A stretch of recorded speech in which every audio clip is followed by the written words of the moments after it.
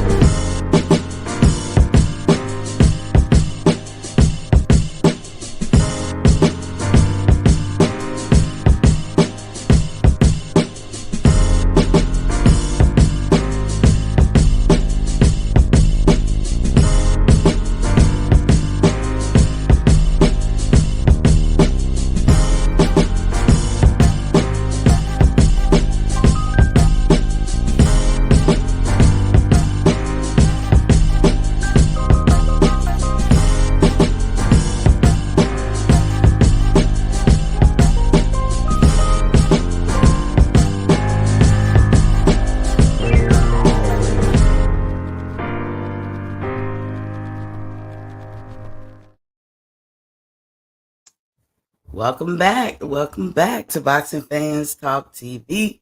I'm your host, TDT. Yeah, I took Friday off. Just to let y'all know too, I will be on vacation this week. So it'll be a couple of days y'all don't see me. Never fear, I'll be back. Hold on. Oh, yeah, I was wrong then. Hold tight, y'all. I didn't have oh, couple of people birthdays in my family. I want to give a shout out to my cousins. That's Kabibi. Happy birthday. The lady birthday. Your birthday was yesterday, of course. And my cousin Marianne, a shout out to her. Her birthday was either the day or yesterday. So shout outs to the Virgos. My dad, my Aunt Lucy birthday tomorrow. Hey, shout outs to the Virgos. My nephew Shamont's coming up. His dad. So this Virgo season. Where my Virgos at? um, Anywho, happy birthday. Uh, but y'all see the thumbnail. So Canelo versus Berlanga. Which one of these mofos gonna step up and fight Crawford next? That is my burning question. I don't be worried about what the chatter be talking about and everything. But we're gonna get into that. But first, let me do a little housekeeping. So, as y'all come in, y'all know, wipe your feet, hit that like button. Be courteous when you come in. Hit the like button and please share. Also, if you haven't subscribed already, don't hit that subscribe button. If you have, we already got you locked in. Don't worry about it. At all times, if you have any questions, statements, or anything that you want to talk to me about or whatever, you can hit me up at boxingfanstalk@gmail.com.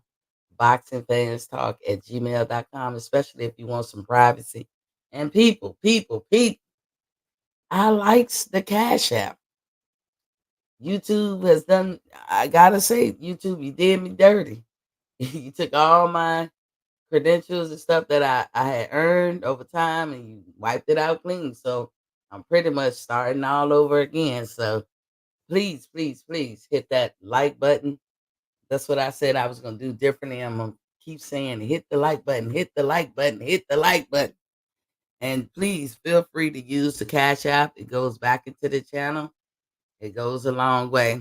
I come on Monday through Friday at 7:30 p.m. Eastern Standard Time.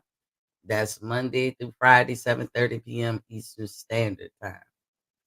And unless I'm on vacation, like I'm gonna be on this week. So probably about 3, 4 days, y'all ain't see me.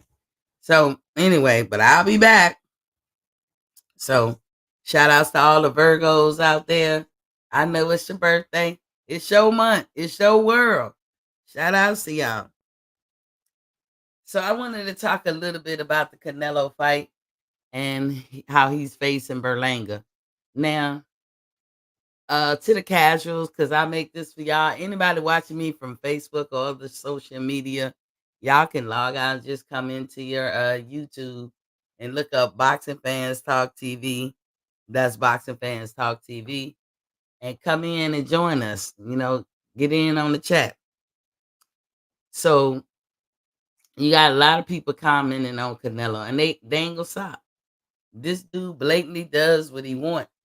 And I'm no longer gonna be like upset with it. Like the time to be upset was before. I look at it like he's taking his Twilight tour. You know what I'm saying? He's got Burger King. He can have it his way. You know what I'm saying? He earned his way up to that point. I give him that. He's been around for a minute. He's been a professional for a minute. He's won the fights that he should have won. He's a hot commodity, yo. He's the package. He got the looks and the swag or whatever. Not for me, but like in boxing, period. His looks gonna take him far, just like Ryan looks to take him far. Just like what's his name? Tank gonna take him so far. It does matter the package that you come in and what you look like and all this stuff. Because they want to feel like they can sell. That's why Oscar, he was that's part of the reason. Let me put some respect on that shit. That's part of the reason why Oscar De La Hoya sold like he did. They labeled him the golden boy. He was a nice looking man. You know what I'm saying? Back then. All the girls liked him. Not me, but all the girls liked him. He wasn't my type. Not that I don't think you attractive, Oscar. You were in your day. You was like all of us. In our day, we was handling things, but I wouldn't have. That you on my stilo. So, but I'm just me. But that don't take away from your look. You had that look, and that's why they pushed you so much. And that's why. But you could back that shit up. It's like that young kid Brandon Figueroa. Nice looking kid. They call him what? The model. But he could back that shit up. You know what I'm saying? So you gotta have all those things going for you. I'm not as mad at Ryan Garcia as people would think that I am. I don't know how he turned full full around. It seemed like he trying to be cool with Canelo, but then they have their little tay-to-tay, so many years ago when Ryan was working with Eddie Renuso and he was half stepping, and Canelo blasted it like a big brother. But now he seemed like he cool with Canelo. He give him his props and all that. The reason why I'm talking about Ryan and people like Crawford and all that with this Canelo fight, because inquiring minds want to know how this gonna play out in the wash. Now Canelo got that 3-fight deal with PBC. So as far as Canelo concerned, PBC still hanging in there. Tank is with the PBC. So I mean, PBC still have notable fighters. But he fought Jamel, which he knew he was gonna win. Maybe some people out there was fooled and thought Jamel might win. I was rooting for Jamel, but mainly on a hope. Like I hope he win. I do hope he win. But that performance, Canelo was way out of his league, and he showed it. Um, he picked Jamel. Now it's Berlanga. Now we've heard of Berlanga, and Berlanga kind of had fell off a little bit from when he first came out. But Berlanga is doing what he's supposed to do. He's selling that fight. He's trying to garnish him some fans and everything like that. So I ain't mad at Berlanga for how he acting and stuff he's saying. If you don't believe in you, you don't ever need to get in the ring with somebody like a Canelo. If you don't believe you the goods. So, it which brings me to Ryan. Um, he's talking a lot of shit. He's trying to on purpose touch Bud's pride. Um, and it's centered around the Canelo fight in a sense because he was like, you just want to get the fight handed to you. And this was some pundits are saying, people writing articles, the hate is still living on for Bud. He hasn't earned the fight. He feel entitled. He just wants something for nothing. And I'm like, where did they get this from? Ryan, I have to pick apart some of the stuff that you say. Only not mad at you though. Because you betting on self. So I ain't mad at you. But first of all, casuals. The realest thing I could tell you is Ryan Garcia and Terence Crawford were never on a merge course to meet each other. They were never. They ain't even in the same weight class. So when you do be looking at these commercials, or sometimes it might come across your timeline, some of these boxers talking shit, you got to put it in perspective. Ryan Garcia is doing what he was doing in the beginning, when so many years ago, when I was giving him a hard time. And that is simply what y'all young people call it today, clout chasing. That's all he's doing. Ryan Garcia is clout chasing. Canelo, quiet as kept, low key as it's kept. He clout chasing. Why do I say Canelo's clout chasing? Didn't Canelo just come out before his major fight and said, I'm open to fighting Bud after Berlanga? And you know what that's gonna make people do? That's gonna make people go run and think he's the king dingling that he think he is, and run to see the Berlanga and the Canelo fight. That's what he hoping. It's for somebody who's supposed to be at the bottom of the barrel. The way they talk about Bud, it's some fighters using his name in vain just to sell their fight. Bud, you should be flattered. You should be flattered. So you got Ryan trashing him. Fans don't like him holding out for Canelo fight, according to a lot of the pundits and people who write articles. But my question is, if you really don't like that, if that's really how fans feel, then how you feel about Berlanga? How you feel about Ryan? How you feel about any of these fighters who be holding out? How you feel about Boots? That what he doing? How you feel about all of them? They all be trying to hold out to get that perfect fight that's going to catapult their career to a higher level, higher pay, and higher opportunities. That is what they all do. So I'm not understanding. Maybe somebody could come on here and explain to me what is bad about Bud doing the same thing if he's holding out. Canelo is doing his Twilight tour. He's fighting who he want to fight, when he want to fight him. He don't care if they on this level or not. In fact, he probably prefer they not. He is doing fights to shine and to shine only to get them good clippings on his way out the door. Because he at the end of his career. I don't see Canelo going another 10 years. Hell, I don't see Canelo going another 5 years. If he get one big ass upset, he done. If he were to fight Bud Crawford next in May, because Canelo that took over Mayweather spot May and September. So in May, when they got Cinco de Mayo, and he fights Bud Crawford, if that's the case, and Bud put the smack down on him, I believe Canelo is gonna hang the gloves up.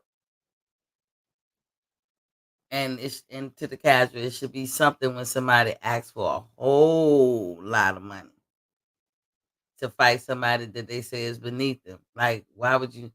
That don't even make sense. It's like saying you look better than person A, you dress better than person A, you just all around better than person A, but you always have a competition with person A on those levels.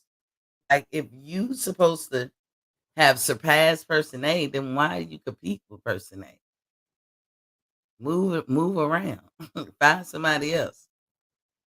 But Canelo, can we get mad at him for how he's moving in these streets? Some people will. Some people don't like it. I don't like it. But as far as being mad at him, no. If he feel he in this twilight and he's gonna rake up as much cash and all that while he can, I can't be mad at him. Do you, Canelo? Get yours. Do you, boo? Because it don't matter. Y'all put him on the pedestal already. This is the dangers of putting people up on pedestals when they don't need to be. When they don't need, because then they'll start doing stuff that make you reevaluate and really think like, should I have put them up there? Too late now. Like Devin Haney. A lot of y'all put him up on the pedestal and then look what happened. It don't matter that y'all want to say, oh, Ryan cheated, and don't matter that New York said, no, we ain't get him on no cheating. So we didn't find that he cheated. It don't really matter in the end. Whatever Ryan took or didn't take didn't stop, had nothing to do with how Devin played that fight out. Don't have nothing to do with Devin not putting his keeping his guard up and protecting himself at all times. It don't have nothing to do with that. So these fighters gonna do what they want to do, but you have to look to see, are they worthwhile? Are they giving you what you want? And then judge that accordingly. Like I'm not paying for a fight I don't want. I don't pay for Canelo fights at all because he never fights somebody I want him to fight. He don't intrigue me like that. But I understand his status and I don't diminish that at all. It's just for me, I'd rather keep my $80 to $100 than to pay to see Canelo fight. I know what he's doing. And as I say, as a casual, don't let no sport world, you know, make you feel like you supposed to pay just to see them. If they not producing, they gotta intrigue you, tickle your fancy, something. They gotta do something for you. And if you're not trying to fight the big fights, then why should anybody pay to go see you fight? It don't make sense at all. But some people gonna pay to see Berlanga and Canelo. And when I used to talk about this all the time, and I used to get pushback from the people in the chat, I was like, everybody, I was Miss T, it's a business, it's a business. Y'all hit the like button. And I get it. And I be like, yeah, it's a business. Yo, I understand. But stop acting like some of these promoters or the powers that be don't throw away money neither, that they don't overly pay or overly invest on the regular. Because they do this with Canelo. In the last, what? Biffle was a good fight. That was worth seeing. But in his last however many fights, they throwing money at him. They just throwing it away. All because of his status. PBC is paying him what, 30 plus million a fight, all because of his status. That's not good business. Because he not making buku money back. He not breaking 1 million pay-per-view buys. He ain't doing that no more. He did it with one person. One person. But some people, it's probably, if you believe in Berlanga and what he talking about, you thinking this young guy gonna tune Canelo up? I personally don't think so. I wanted to see what y'all thought about the fights and if y'all wanted to throw some bets out there. Bold and understanding is in the building. What's Papa King said? Salute, Queen T. Salute to you. I took Friday off, Bo, but this week I gotta go handle some business. Business slash vacation. So I'll be here today. Will I be here tomorrow? I might can get back early enough for tomorrow. But after tomorrow I'm out for the week. I'll be back. Thanks for coming in. We just talking about this Canelo and Berlanga fight. For me, I already know who's gonna win, and I feel that is Canelo. But I'm proud of Berlanga for daring the dream and trying to shoot a shot. He's talking a lot of trash. And that probably makes Canelo upset and makes him really want to make an example out of you, which is gonna be good for the fans because we want to see. We want to see these fighters make example out of each other. We want to see that type stuff. But Ryan Garcia, I'm not even mad at you. I'm not even mad at you. You are cloud chasing, but I'm not. Because I have a lot of questions. I wish Ryan Garcia would come on here because I would ask him a question like, okay, he said the only noteworthy person that Bud ever fought was Spence. So if that's the case, did Spence do which fighters that Bud faced did Spence do better in the ring when they fought? So when Bud and Earl fought, did Bud do better than any of Terence Crawford opponents? But he's the highest ranking and noteworthy one. But he did worse than all of them. So I would ask Ryan questions like that. And I would ask him, are you seriously thinking that you're going to get a fight with Terrence? Or are you using his name to build yours up, to increase your likability or whatever? It's just funny. Like, he's jumping on that old bandwagon, but I would tell you, Ryan, that's not going to work. I'm not even mad at you. And Terrence said it best, you're delusional and all that. But why is this coming up with this in conjunction with Canelo? Is because Bud, we all know Bud want that fight with Canelo, and Ryan and other pundits and other writers and haters of Bud. Y'all keep saying stuff like he ain't earned it, he don't deserve it. How? And if that's the case, Ryan, what do you deserve? You tell me. You tell the boxing world what do you deserve. Again, no hate. I'm happy at your last performance. You did good. But you tell me, what do you deserve based on what you have obtained, accolades you have gotten, people you fought? What do you deserve? Let us know that. Because you have not been a lineal ring, any kind of champion ever. And how long you been professionally fighting? So the answer to you would be the same answer that they give you, Bud. That's the answer you get them back. Hey, go get you a belt and then come holler at me. But I can tell you a good fight for Ryan Garcia that can make money and the public would love to see it. And you big anyway. Fight Boo Sinners. Fight Danny Garcia. Who else? Fight Tim Zoo. If you notice, I'm saying people outside his weight class because according to Ryan, he can't weigh 140 no more. It's too much. It's a bridge too far. Next weight up, 147. That's Boo Sinners. Fight Stanionis. Fight these fighters. Won't you go after fighters with championships so you can become a champion and then come holler at Bud? I still think you're delusional. Bud would still think you're delusional. And I don't think he will ever fight you. And you can kiss up to Canelo all you want, but you got to be a fool not to see what Ryan Garcia is doing here lately. You got to be. I don't know how you would miss that. Everybody see you, Ryan. But we ain't I'm not mad at Ryan. Get your money, boo. Get the bag.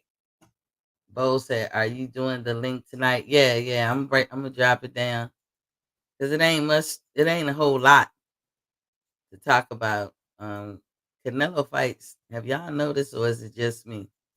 Every time that Canelo is getting ready to fight, it's like a boring week in boxing. If y'all know this, it's just me. It's always boring leading up to his fight. But all the standards that they're saying, because I'm thinking Canelo gonna wash Berlanga and Bud next. I hope. That's all I can do is hope. But hey, y'all come with the different standards for Bud, and I'm just trying to figure out why. What's up, Bo? Hey, what's going on, Quincy? Nothing much. People gonna be slow to get in. This a Monday, like dragging ass. I've been dragging ass all day. How about yourself? I just been busy, just busy a lot. Got the bike out the shop and just took it for a ride, took it for a spin, pretty much. What kind of bike you got? It's a sports bike. I had it for a while. I just ain't riding it like 2 years, so I put it in the shop. Had to get a lot of stuff fixed on it. You wait till the end of the summer to pull out your Nah, sport bike. nah, but I so most of the summer I've been riding my bicycle a lot. Oh, So I just, good exercise. yeah, just You figured got a I just manual bike or the new electrical bicycles that they got now? nah, I don't do that. I don't do that electrical stuff. Ain't no workout. It's almost like a mini motorcycle, pretty much. Hey, 'Cause I I'll see, take it. I was saying, like I see people get those e-bikes and they Yeah, don't even pedal. They just let it cruise. them shits be flying too. Yeah, You know what's crazy? I can ride mopeds and stuff like that better than I can ride the motorcycle. I can ride them both, but for some reason I must got some hidden fear. I do. I ain't say must. I do on them sport bikes because I don't never want to have an accident with that. yeah, I done heard and not, I mean, not superstition, put it on you or whatever. But I just, you know, mm-mm.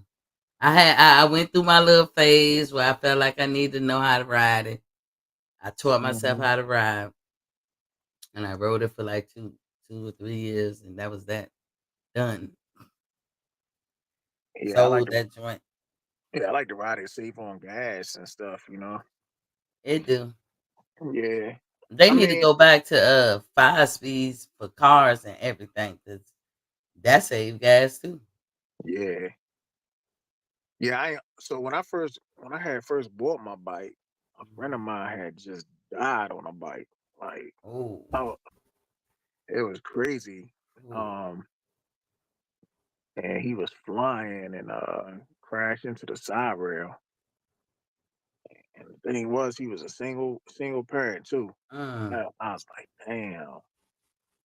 Our money, what's up with you? Welcome to the building, King. Um, yeah. When I just got my bike, the big accident that happened, there was an overpass, but you be under the underpass. I mean the overpass, right?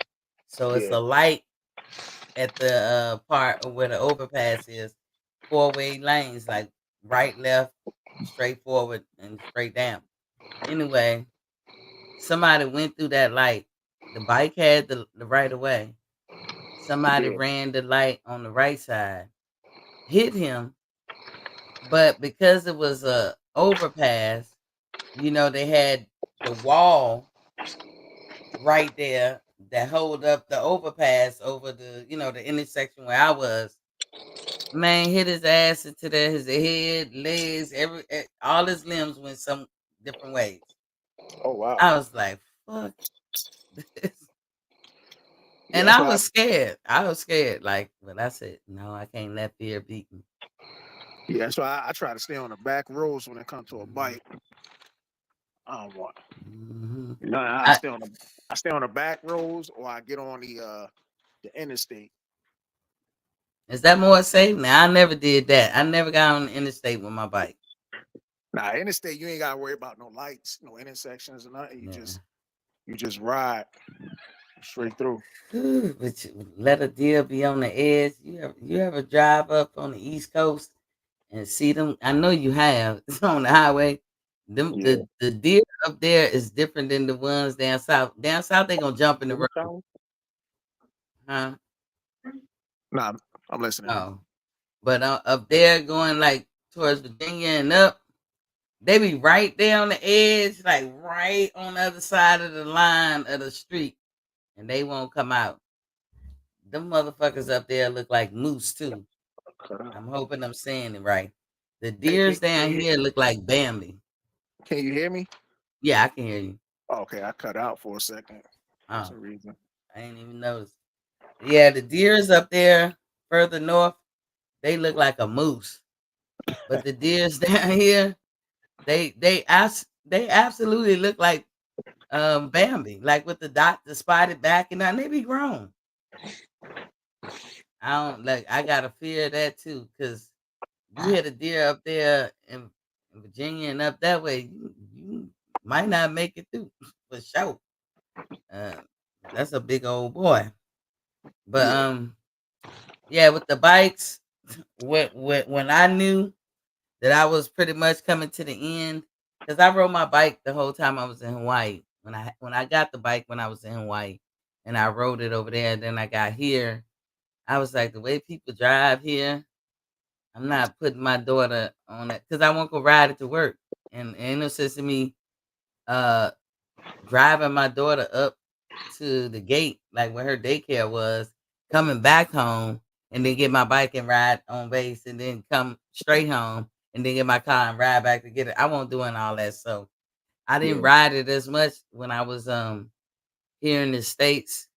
But them street bikes, they slip in sand, rock. I mean, I fell Yeah, off they my do. bike twice and I wasn't even moving. And I hurt my leg. Mm. Just waiting at a stop sign. The shit got was too heavy for me to bring it back. I was Oh, like, no. But I was like, yeah, this little phase gotta end. I wish I would have rode what you call them other type bikes? Tourings or what they call oh, them? the touring bike. The big joints, the Harleys and them. But Yeah. but I felt like my R600 was too heavy. I felt like that was heavy. So I was like, never mind. I got my feel. I know how to ride a bike. But Yeah. if I had got on a moped or a dirt bike, man, I'd eat that shit up. No fear or nothing. Are That's crazy. you riding on in the traffic too with it? A dirt bike? Nah, I never did. But With my the mo- street bike, yeah, my street bike was a R6. It was a Oh, okay. Yamaha R600 with Yeah. black mag. It was black on black, man. That thing was nice. It was a sport touring. And I don't know if that's new or whatever, but it didn't have the handlebars like a crotch rocket would, but it had the feet like a crotch rocket. So it was a little Yeah. bit of both. Love that bike. But it was quiet. Now that's Mm. crazy, right? I Yeah. was I was looking for something to put on that tailpipe to make so people know I'm coming. It was quiet, like how your cars be quiet, and that's how I felt about my motorcycle. Once you Mm. started it up, it was like like real low. I was like, oh no, got it. But I might get a But my dad wants a Stingray. I think you call them those. For the Corvette. Not the Sting. Okay, not that then. Yeah, because the Corvette is a Sting. You know the ones that got is it two wheels up front and one wheel in the back? Okay. You talking about like a spider? Slingshot. Well, I get them names. The Oh, you talking about slingshot. the car ride, like the little car joint? Yeah, Oh but it's a yeah, motorcycle. slingshot. But it's kind of like a motorcycle car. Okay. I thought you were Yeah, talking about one of those spider joints. I've seen the three wheelers, but I worry about tip over with that. Yeah. The slingshot is the best bet if you have a little fear when you riding some kind of bike, you best get on the slingshot because you ain't I got. mean, they could be dangerous too, though, because Yeah, that's true. they sit so low to the ground. Yes, You know. them big old trucks. That's why Yeah. you want your shit to be loud. You want your Yeah. shit for driver safety when you riding anything similar to like a bike. You want that thing to be loud so Hmm. people can know you there. But be careful out there. Oh, but what you think about the Canelo and Berlanga fight? How you think that's gonna play out? Um. I mean, I think it's a trash fight, in my personal opinion. I mean, I know the Canelo fans or stands are really happy because they know it's kind of like an easy fight. Mhm. Um, I'm not gonna lie. I actually bet money on Bumlinga. I don't think he's gonna win. I don't think he's gonna win. But I looked at the, I looked at the odds. Mhm. Looked at the odds, and um, I'm like, shoot, I might as well bet. Shoot, a miracle could happen. So yeah, I mean, true enough. But did you download DraftKings or something to your phone so you can make these bets? Yeah, I got DraftKings. Okay, you gotta send to me uh either a link or something to boxing fans talk at Gmail. Send me that like how to do it. I'm telling you I'm old school. Like I don't know the devices. I'll learn. I'll try to learn, but I always wanted to download that thing.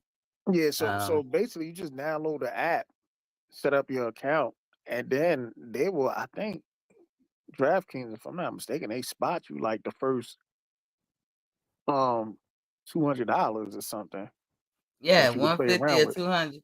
Look, Yeah. it's so many fights that I should have Mhm. betted on.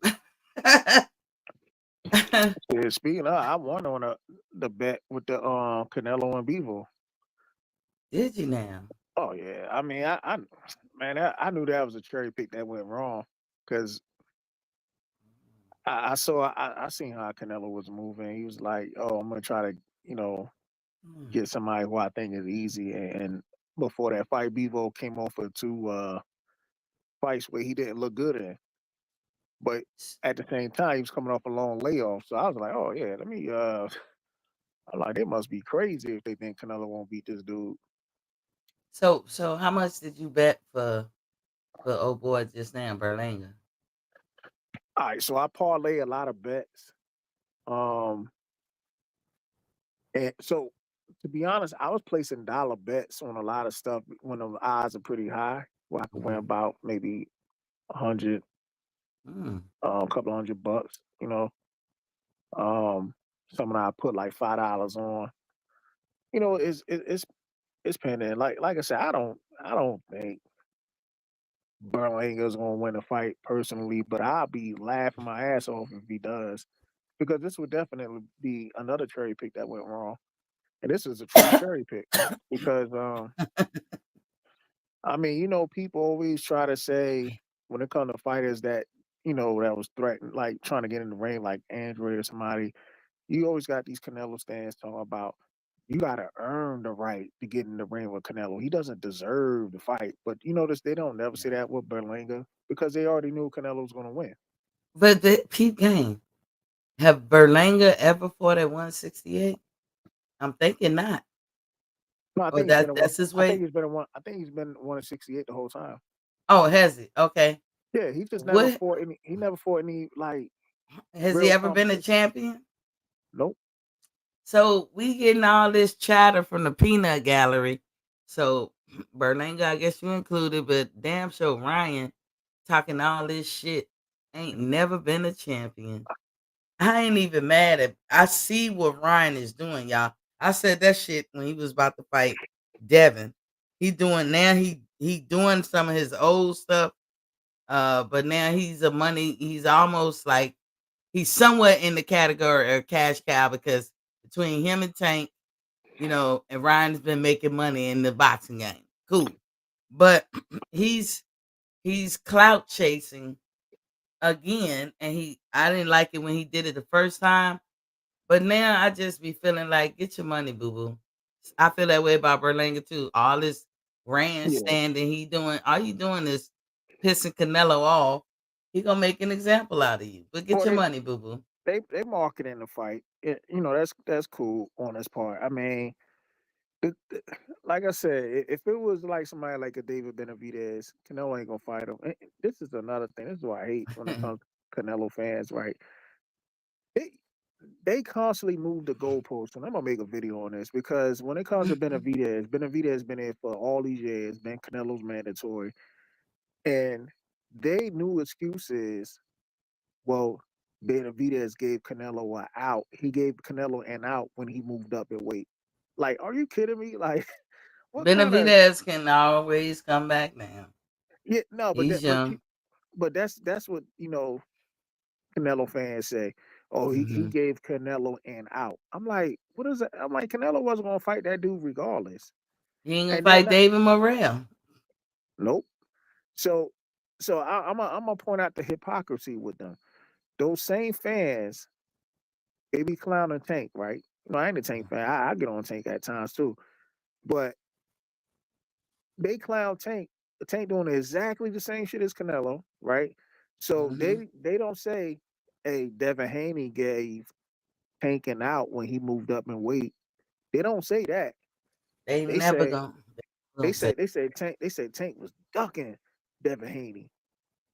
That's what they would Devin say. They'll Haney say, been exposed. I feel you though. That what yeah, they say, but he been exposed. but he was exposed by a drug cheat though. That's See, how I look at it. I'm gonna tell you, as fucked up as Ryan be sounding, and y'all know I should be hating Ryan, right? Because he talk mad shit about Terrence. I mean, the disrespect of it all. But I'm not even mad at Ryan. Some people even say, he be coming off racist. He young, he don't know what to do. He trying to keep that gravy train going. And one day y'all gonna look up and be like, this nigga ain't never accomplished shit in boxing but run his mouth and beat couple people ass for the nothing, for the zero.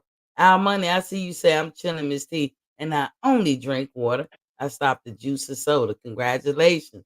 You're going to see a Mhm. major difference in yourself drinking nothing but water. Sometimes it can be boring, but you got to do it. But yeah, Ryan, the same way. Like I said, they what I call local celebrity. I'm gonna say that this kind of how they're performing or moving. You know how somebody is content with being very popular in their hometown. Mhm. They don't ever really want to venture out. They act like they do. Let somebody tell it they worldly, but the motherfucker go out two cities over about to have a fit. You know what I'm saying? It's almost coming off to me like that's how Ryan is. Like he's content with being a local celebrity because one thing about it, if he listening, look, you're gonna look up one day and you're gonna be an old man. Just like everybody get old. You ain't beating Father Time. And when that time come, I hope for your sake, something that you gave a lot of time and effort to and your youth, that win a belt or two or get some kind of accolades because that shit gonna fuck with you for the rest of your life.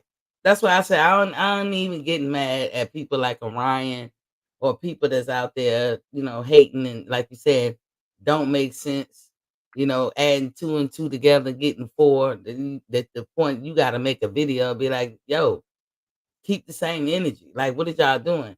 Because when y'all don't give it your all, this is not easy to do.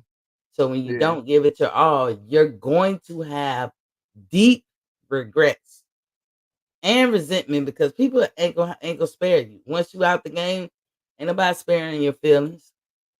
They're gonna hit you hard across the head and tell you what they really think. And right now, you got the world in front of you, but you 20. How old is Ryan? 25. Yeah, Three something like children. that. Children make you old too. Oh, he got three Ty- kids. yeah, I ain't he know he that. got a son now. He got two daughters and a son. God bless Oh, him. okay. Tyrell the fifth Say stop the chocolate late night also. You stop the chocolate late night also. What you, I guess you Now, telling Almond, what is he saying? Only a few are wise young souls. The rest learn later in life, and some never learn. Then he said, Joe Public, live and learn. Yeah. And that's what's going to, we can tell you, Bo can tell you, I can tell you, most people in this chat can tell Ryan. Or in Berlanga. We can tell y'all better than we can show y'all. But y'all have to live y'all life just like we had to live ours.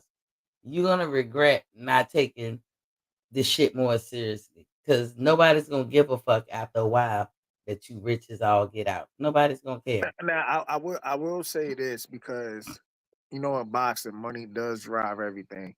Mm-hmm. Um, I think Ryan, they'll position him and they'll get a bet off for nobody, right? Yeah, beat him. I mean, Ryan does have talent. I ain't gonna lie about that. You But do. what would be crazy if Right. this dude goes through his whole career, makes a killing and like money and all that other stuff, and Mm-hmm. no belt, and he gets no belt throughout his whole And career.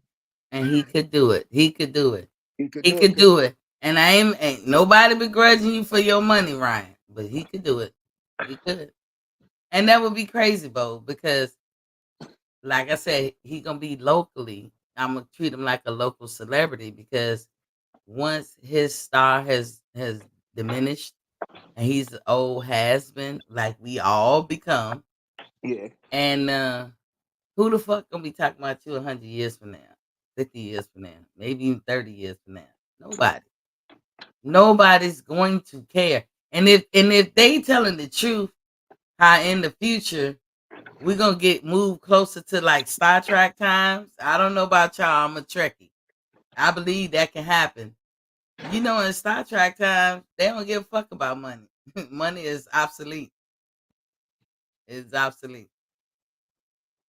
And I can't say when that time will happen in America, but you remember the tricorders back in '60s, and look at us now. There was shit that they were showing on Star Trek back in the '60s that has come to fruition now. So I definitely believe that somebody gonna figure out how to do warp speed, which is nothing but like saying go faster than the speed of light, because there is nothing right now that can go faster than the speed of light. But one day there will be. And when you up on that level, when you got that kind of technology and you doing it big like that, money is gonna be nothing. So nobody's gonna remember you, Ryan, and you're not gonna like that shit. Or anybody that's just even Tank. Like you said, Tank to me seemed like he was on that time. And if he's still on that time, they ain't gonna remember him neither. They born a Tank and a Ryan every day all over the world. There's a Tank and a Ryan being born.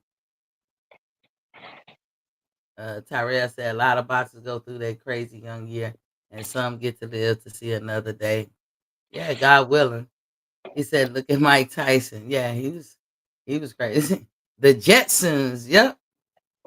We gonna get to that point in life, and then what's your legacy gonna be? What can your son brag about? He has a son now. Congratulations. Shout outs to Keyshawn Davis too on becoming a father. He has a brand new son. And anybody. And it's Virgo season. So shout outs to all the Virgos.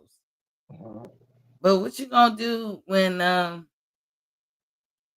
all people we gonna remember you maybe. But we ain't gonna be here forever. yeah. Every time you look at Layla Ali, what you think of? I just think of the daddy, pretty much. Straight up. And I be tripping because I was like, Muhammad Ali made a bunch of daughters. As good as he was. But have you seen Layla's son? He don't Nah, look like his granddad, boy. And that's weird because he looked like his dad, but you see Muhammad Ali and that little boy. mm, He a little darker than Muhammad Ali was, but yes, Lord. You see Muhammad Ali in all his daughters. But when you look at them, that's what you think. And she didn't sit back on the side and was like, I'm gonna just ride off of my daddy's name. She got in the ring too and dared to be great. Yeah, but I will say this though. I don't think she fought the best competition while she was in the ring. Like, You don't think so? yeah, she beat up on Christy Martin, but come on, that was a That was an old, older. older Christy Martin. She beat up on Joe Frazier's daughter, right? But Yeah. she was a lot older. Um, Hmm. she didn't want none of that Ann Wolf smoke.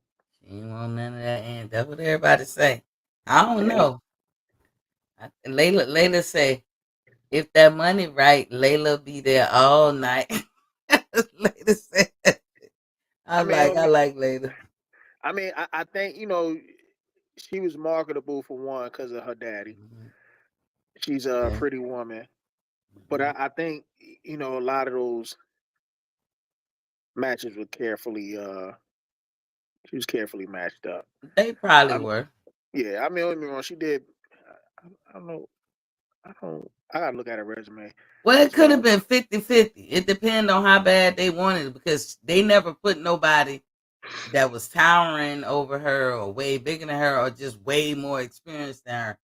She yeah, seemed like she always had a match. Like if she put in the work, she could pull it through, and she did. She had those type of matches. But she was good. Like some of them girls, they just couldn't cut the mustard. But you know, I don't know. I mean, she did what she had to do. Nah, yeah, she yeah. ain't want none of that Ann Wolf. Yeah, Ann Only Wolf thing, was on her tail. She was calling her out, and she just ignored the Ann Wolf. I was like, man, that should have been a fight to make. You Larissa know? be talking all that. I was like, hey, Larissa now and Ann Wolf in their prime. I got Ann. I just know it. Tyrell said Kobe and Malcolm had all girls too. Yeah, sometimes there's guys out there y'all just be girl dads, which is Now, good. I will say this: Muhammad Ali did have a son though. Yeah, He he had a had son. he did have one son, and that boy don't look nothing. Now I ain't No, say nothing. He looked no, he looked kind of, but nah. yeah, like a chubby version of Ali. No, no, no, no, no, no. Ali's son was a thin man. Ali has a real son that he had with one of his baby mamas that had all them girls, most of them girls. He has a young son that he adopted. Now that's no supposed to be no blood relation, but who is they kidding? When I see that boy, I said, man, that dude came straight from Ali nuts. Hey, who is they kidding? The youngest child. Yeah, That boy looked just like Ali. And what I think is, Ali was a Rolling Stone, so that might have been his son with some other woman, and he just said, "Nah, I'm gonna raise him. Let's go get him and adopt him." But that boy looked too much like Ali for him not to be no blood relation. He looked more like him than the son that we do know about. yeah. Like that son that we know about, he older than Layla. No, I don't know about that one. I knew about the one that was born in the '80s. Yeah, I. Well, yeah, no, he has a son that's about as old as Oh me. yeah, yeah. You know what? I think I did hear about that one. You're right. Yeah, he got a son that's just as old as me. Like Layla Ali is in her first half part of her 40s, I believe, maybe up to mid 40s. But his son that he had for real is by that lady, like in the movie when he said a girl looked like a little Indian girl, that wife, and she had Yeah. several daughters. She had a son too. That's Ali's son. But the one that the youngest one he raised with his last wife, that was Mm-hmm. supposed to be an adopted son, but the boy looked just like Ali. Ali's putting in that work. It was laying it low and spreading it wide. Gone, Ali. He made some pretty babies. Tyrell said Papa was a rolling stone. Dum dum dum I mean, dum. if you think about it, you got like 100 ladies throwing their panties at you, Hey, and you don't take it. look, I'd have had like 2 or 3 of Teddy P's kids. Shit. I'd have been like Teddy P. Oh, my balloon was on the damn Teddy P. It was the voice. It was the voice for me. Close the door. Just how he be. Man, he would be like, take them all. I'd be like, yes, yes. I'm like, let me take these drawers off for my man Teddy P. Now, what's crazy is when I was younger, I didn't think he was attractive. But as I got older, whatever I thought was cute when I was young was so juvenile. Yeah, Cause like Teddy P with that beard, and that damn voice, whew, I'd have had to beat a bitch ass that came over there for my teddy. Better get off my teddy bear. I mean, and Ali's cool. He's not my flavor, if that makes sense. He's funny. He's a cool guy to be around. yeah, But I probably wouldn't have been attracted to Ali. But he's a nice looking man. Like there's a lot of guys out there that's nice looking. It's the combination, I guess. yeah. Like I said, for me, it's the voice. You got to make me shut up, and you can't do that with a happy. Shut up, T. Yes, yes, sir. Go in there, take them clothes off. Yes, sir. Oh Lord, but yeah, when it comes to Ryan, I can help Ryan out. Like, what you think? Who you think Ryan should go to next? Because you could tell he anxious to get back in the ring, which I like. Are you mad at him for the shit that he's saying about Crawford? Nah, I mean he's clout. He's marketing at the end of the day. Mm-hmm. He clout chasing and all that other stuff. He's trying to make his name stay relevant somehow, some way. Like I know people say, "Oh, he's like mentally ill." Like I just think he's pulling a fast one on a lot of people. He's really doing the marketing, kind of like how Mm-hmm. Kanye be marketing, and everybody like, "Oh, Kanye crazy." I'm like, yeah, that motherfucker got everybody think he crazy, but he really marketing. You know what? And I was saying that leading up to the Devin fight. I said that boy ain't crazy, y'all. He pulling the fast one. Y'all believe it if you want to, because he never beat a champion. It's unfortunate he had that shit in his system, but Yeah, and I'm gonna say he had that shit in his system. Don't know how I got in there. Apparently, New York State Commission commissioner, boxing commissioner, believes that it won't legit, like that they didn't call him cheating, but apparently they bought his story because whatever extra, he had to defend himself, so he had to get lawyers, he had to go do tests, he had to but do a lot of stuff, he never appealed it because he would have got caught. but they didn't. I think he But was microdosing. listen, they did not find that he was guilty of that. That's because he didn't. That's because he didn't No, defend it. no. What I'm saying, they, to my knowledge, and I could be wrong, they have never found that he was guilty of ostarine or having that shit in the system. We know it's in the system, but in boxing they got that loophole. If you could show that it was some kind of contamination, this, that, and the other. Now New York got their rules too, but they can't dismiss boxing rules. And apparently Ryan proved his point when he did that hair sample, because the hair sample go way back months. So if he was cheating, if it showed up that Friday before the fight and that Saturday of the fight, that hair sample would have showed that and then some. But the hair sample showed nothing. What the No, final no, paperwork said, it showed the ostomy. It didn't show the other thing. it didn't, not the hair sample. It didn't show the ostarine. I mean, the blood showed the ostarine, but the hair sample didn't. And to my knowledge, and I'll look it up again, Dobo. But Yeah, then also what their findings were, because it's out, it's public knowledge. Y'all can go look up New York State Board Commission and Boxing Commission, and what they found is they suspended him And shout outs to Fanon for finding this. He read that shit off on his show. That's where I heard it from first. And then he was reading and he was turning the phone around. So it's a real document. They found that he was negligent in not informing them of the supplements that he was taking because according to New York, you have to tell them everything. And when you don't, you violating. So because he violated not telling them everything he was putting in the system, he got the suspension. Says nothing in there like we found that you was cheating.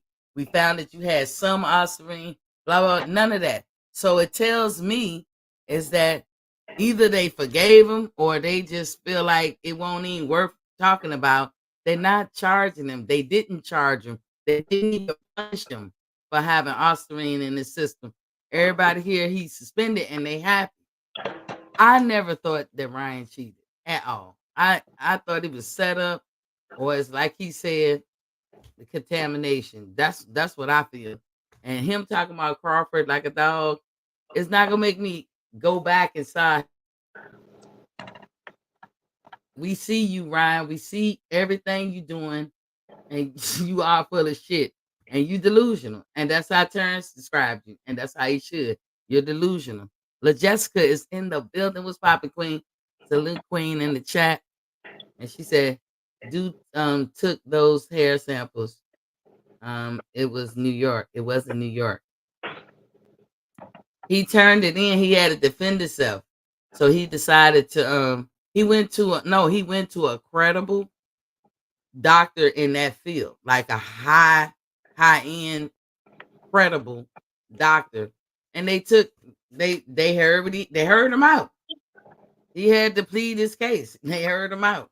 Yeah, but when it's time to go to court, he didn't contest it because I think they would have he would have had a they'd have made him had to Yeah. do something that he didn't want to do. So I He think he was tired of something. he pleaded out. He didn't want to fight it. It was just easy to take the suspension. But you know how you can plead something or whatever, you be like, I ain't even gonna fuss and fight with y'all.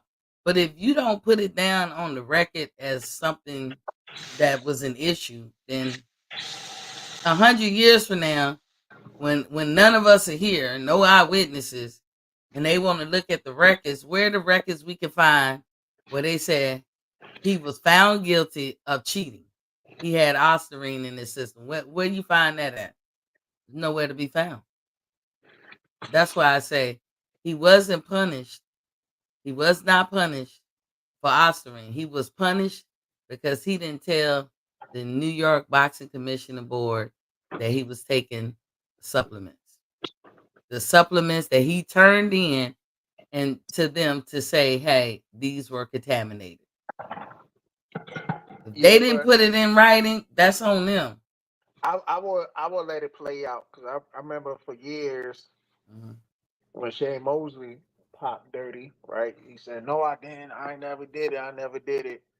For years and years, some people was actually believing him. Then he finally came out and admitted, but he was like, "Oh well, what's the name contaminated my joint?" You know what I'm saying? So Mhm.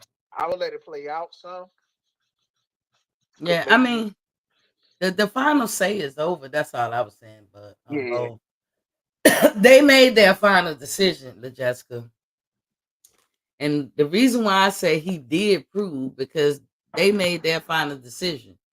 It wasn't like he was not trying to plead his case or trying to prove himself innocent to these charges. He was charged for the IV shit. He was charged.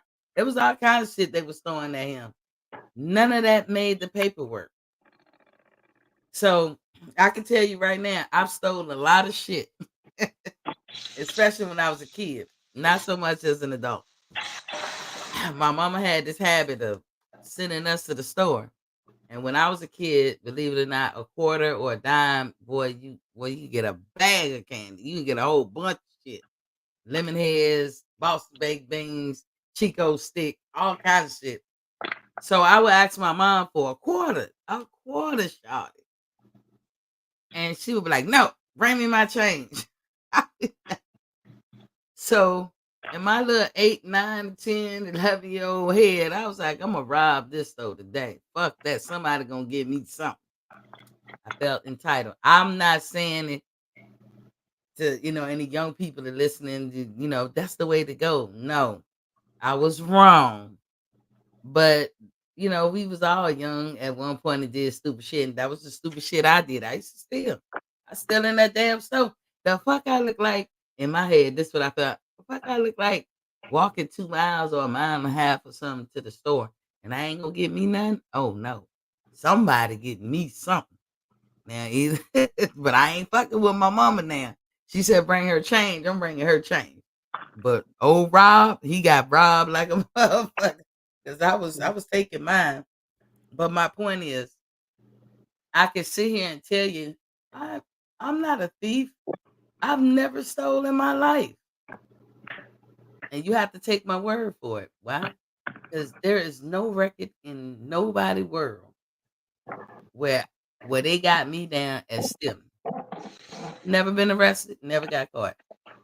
So I can say I'm telling y'all the truth. So that's how you gotta look at it. Like, yes, Ostarine was in his system, LaJessica and Bo, but New York either don't give a fuck or they didn't write nothing up on that. They didn't say, yeah, you guilty. They didn't say, no, you innocent. That they didn't write nothing. There's no write up for the Ostarine. He didn't get penalized at all for Ostarine. At all. So how we look at that going forward, just like I said, Devin can't erase that ass whooping. Ryan, you can't erase that you pop with the Ostarine. People gonna see that and remember that. you know. But he clout chasing, so I'm not mad at him getting his bag. He's definitely getting his bag. y'all, y'all ain't gonna put that boy in the mix to get a championship. What's crazy is, had he not had the Ostarine in his system, he would be a champion today. Nah, he didn't make weight. Yeah, that's right. If he made the weight too, if he made the weight and not had the Ostarine, he'd be a champion today. So it's not like he hasn't. I say that to say it's not like he hasn't had a chance to become a champion. So when he be saying that stuff about Bud, even though I'm one of Bud's biggest fans, I don't get upset this time around. Cause we went through that whole thing with the Spence and shit for 5, 6 years. I'm not going through that again. So this time around, I'll be like, well, Ryan want to get his coins, and he's clout chasing, which, for me, I lose all respect for men who got to live off another man's name. Like, that's crazy. That ain't even your daddy, unless you want Terrence to be your daddy. But you're gonna keep bringing his name up to keep yourself relevant, and you're gonna keep saying shock and all. And even though Terrence always say you got to touch my pride, it's a waste of his time to deal with Ryan, I think. But Terrence Well, ain't. he's not even the only one, you know, um, trying to beg for attention. Hmm. He owes another one. Oh yes, this motherfucker right here, Tio. She said I don't take Tio or Ryan. Girl, that damn Tio. Ooh, Lord have mercy. And I got advice for Tio Fema and Ryan Garcia. Y'all should spread the word. Y'all might got some better picks. Hey, Boost be saying he needs some work. Mr. I can't make 140. Ryan Garcia, go on and handle the boots. Take care of that light work. Go ahead up to 154. Why don't you? Get with Virgil Ortiz. Get with Danny Gov. I said Danny Gov. Danny Garcia. Get with even Spence. Get a fight. Well, that's your buddy now. So Danny Garcia, get Tim Zoo. Get somebody, as they told Terrence, get a belt, then come holler at him. But you got a couple of people at 147. Fight somebody like shit. I don't even want to say Conor Ben, but like fight Brian Norman Jr. That's a good ass fight. There you go, Ryan. There you go. Cause I know you ain't gonna fight Boots. You ain't gonna do it. So go ahead and get in there with Brian Norman Jr. He's a champion, and that's only one weight class up from you. Since you can't make 140, go on up to 147. Weigh in at 147 because we know you can make 147 because you just made 143. Come in 20, 30 pounds more and fight Brian Norman Jr. and tell me how that work out. Sure, I think he'll do it. I think he will fight Brian Norman. You think Brian would do that? I mean, for money, for cash wise, I think Brian Norman would do it because you gotta understand, race sells in boxing. That's what they gonna keep saying, but I'm not bold. I can't lock myself or wedge myself to that. You can be black on black, white on white. Good best fighting the best is gonna sell. No, no, Yeah, we I'm all about best fighting the best, but we got to be honest. Like, look at his Spencer and Crawford fight, right? That fight been marinated for how long? And yeah, unnecessarily. Yeah, yeah, for a long time. and Brian and Tank crushed those numbers in pay per views. Yeah, but that's just Ryan and Tank. I I get know, what you're but saying, I'm and saying like the race factor plays a role because that's why promoters promote the way they promote. They don't want to. It's not like the old back in the day. You know what I'm saying? Mhm, Where the best fight, the best is going to sell regardless. Matter of fact, here's another example. Floyd fought Shane, right? I think it might have got a million or maybe just under a million. But mhm, when Floyd fought Oscar, that was a lot. When Floyd fought Pacquiao, that was a lot. mhm. When Floyd fought Conor McGregor, that was a lot. Yeah, Floyd but fought here's the thing: that's historical. no, And but all sometimes you right. gotta leave the history in the past. I'm not saying that you wrong. I'm saying that going forward as a boxing fan, I'm not gonna wedge that because a lot of people gonna get missed. A lot of people gonna get skipped and treated unfairly when we think like that. Some of the biggest fights in history that we know of from the 20th century up, always been somebody black in there, and it's been black on black. So I mean, they could be white on white, like Gotti and Ward. I mean, but Floyd started that, and it was true during his time. I'm just hoping that we're in different times. I see why you And said though, honestly, Bo. I don't even think Floyd started that because I look at another one. Who? When Oscar De La Hoya was in his prime, who did he do over a million buys with? And then when he had Floyd? that, Trinidad. Him and Trinidad Yeah. was like sold the most at the time. His next fight, that shit dropped. Boom. He couldn't even do a million with Chavez, and that's he couldn't even do a million with Chavez, but he could do a million with Trinidad. You know what I'm saying? Trinidad, look who they are though. Trinidad and Oscar. But back then, you know. And again, Bo, you're right. That is the mantra. But it for me, I let it go only because I don't want people caught up in that. She said TL Mr. Two times. He think undisputed. Mhm. She said Fernando Vargas. Yeah, I mean, but we can't allow that narrative to have light, to breathe light. I'm just saying, and I agree with you, but I can't, like, you know how you just got to depart from some things. A lot of people get passed over thinking that way. I won't allow myself to think that way. I feel like if you put two good scrappers in there, then shit, you're gonna want to see if I don't give a care what color they are at this point. Now, I But don't, as a fan, I don't really care either. I want to see the best fight, the best. I just know how promoters move, how the business of boxing move, how they market it. The media mhm, gets into it. Everything is all mhm, racial, ethnicity, and everything else. It's not about the two best guys. It's always, especially here in America, it's always mhm, it got to be a backstory to everything. They got to make it yeah, Hollywood this and where you grew up, how you struggle, mhm, instead in the fight. They market that, and especially if you come and everybody, if you look at if it's like black or brown, everybody swear they from the ghetto. Oh man, I got it hard, man. I'm from the ghetto. Like, come on, man, you want to see the goddamn ghetto, man? Like everybody swear they A from the ghetto. comedian said that so many years ago. He said, "The lower you go down on the social scale, the better the fighter would be." And this, I mean, that is not scientific fact, but it appears to be a fact, and that's how I feel about the race thing. It's not scientific fact, but it appears to be the fact because that's what it seems like. That's the way the culture is moving or have been moving. But yeah, I'd rather do my little part in moving away from that. But if that's the case, Bo, then that means Terrence and Canelo got to be next. Got to be.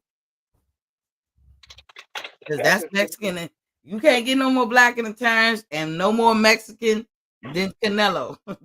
I mean There that's you if have it. Canelo want to fight. As Terrence said, he's scared. You already see the Canelo fans don't want to fight. They They know saying, what's oh, gonna happen. they're Yeah, like, oh, he didn't earn a shot. They want to I'm gonna make a talk shit. comparison. They want to Yeah, make a comparison with Jamel Charlo. Well, look what he did to Jamel Charlo. So it you ain't know the Terrence ain't same. gonna do nothing. You know. Jamel was already in a running state of mind when he took that fight. Hate to say it, but he had plausible deniability. That's why I say you gotta know what you're doing, like with the Boost thing. I be reading that they said Boost gonna move up. I don't know if he is or not.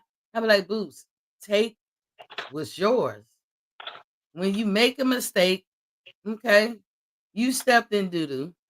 Wipe your shoes off, wash them down, stand 10 toes down, and go on and get your belts at 147. Stop trying to outthink whatever. You ain't that guy.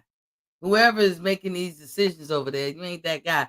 But don't let nobody talk you out of moving up to 154. Tyrell said, we need to stop this color mess. I love my people, but I'm neutral when it comes to boxing. I feel you, King. He said we didn't start this mess of fighting people opposite of our community until recent, mostly in the Floyd era. That it was a thing. Even if it was a thing and it was unsaid, it became something that was said and it was a thing for sure during his era. Boxing always had some racism, and most people would naturally support their people. Only a few is neutral. I respect talent. He said, I could care less who's racist if it's Mexican, white, bike, etc. I give respect where it's due. Then he said, as long as the one I'm supporting isn't racist. And he said, I'm not interested in Canelo versus Bud fight. I want Bud to get 3 undisputed. Well, it's like playing tic tac toe. Which way you want to go? You want to go up and down, vertical, horizontal, whatever you want to go. Like, which corner, which line you want to go, left to right to left, up and down. It don't matter because if he fight Canelo and Canelo is victorious after Berlanga, which we don't know till we know, then hey, then that's an undisputed way. And definitely at 154, if you're looking at the moves Bud's making, so to T.O. and motherfucking Ryan, matter of fact, want them to fight. Wouldn't that be a good fight? T.O. and Ryan, wouldn't that be a good fight? Ryan already said he'll fight T.O. Ryan But they said he need to already. make it happen. Ryan said he already whooped T.O. ass back in the day. Well, they need to make it happen. T.O., you talking all that shit. I believe you probably could be victorious with Ryan, but then Ryan got that sleeper.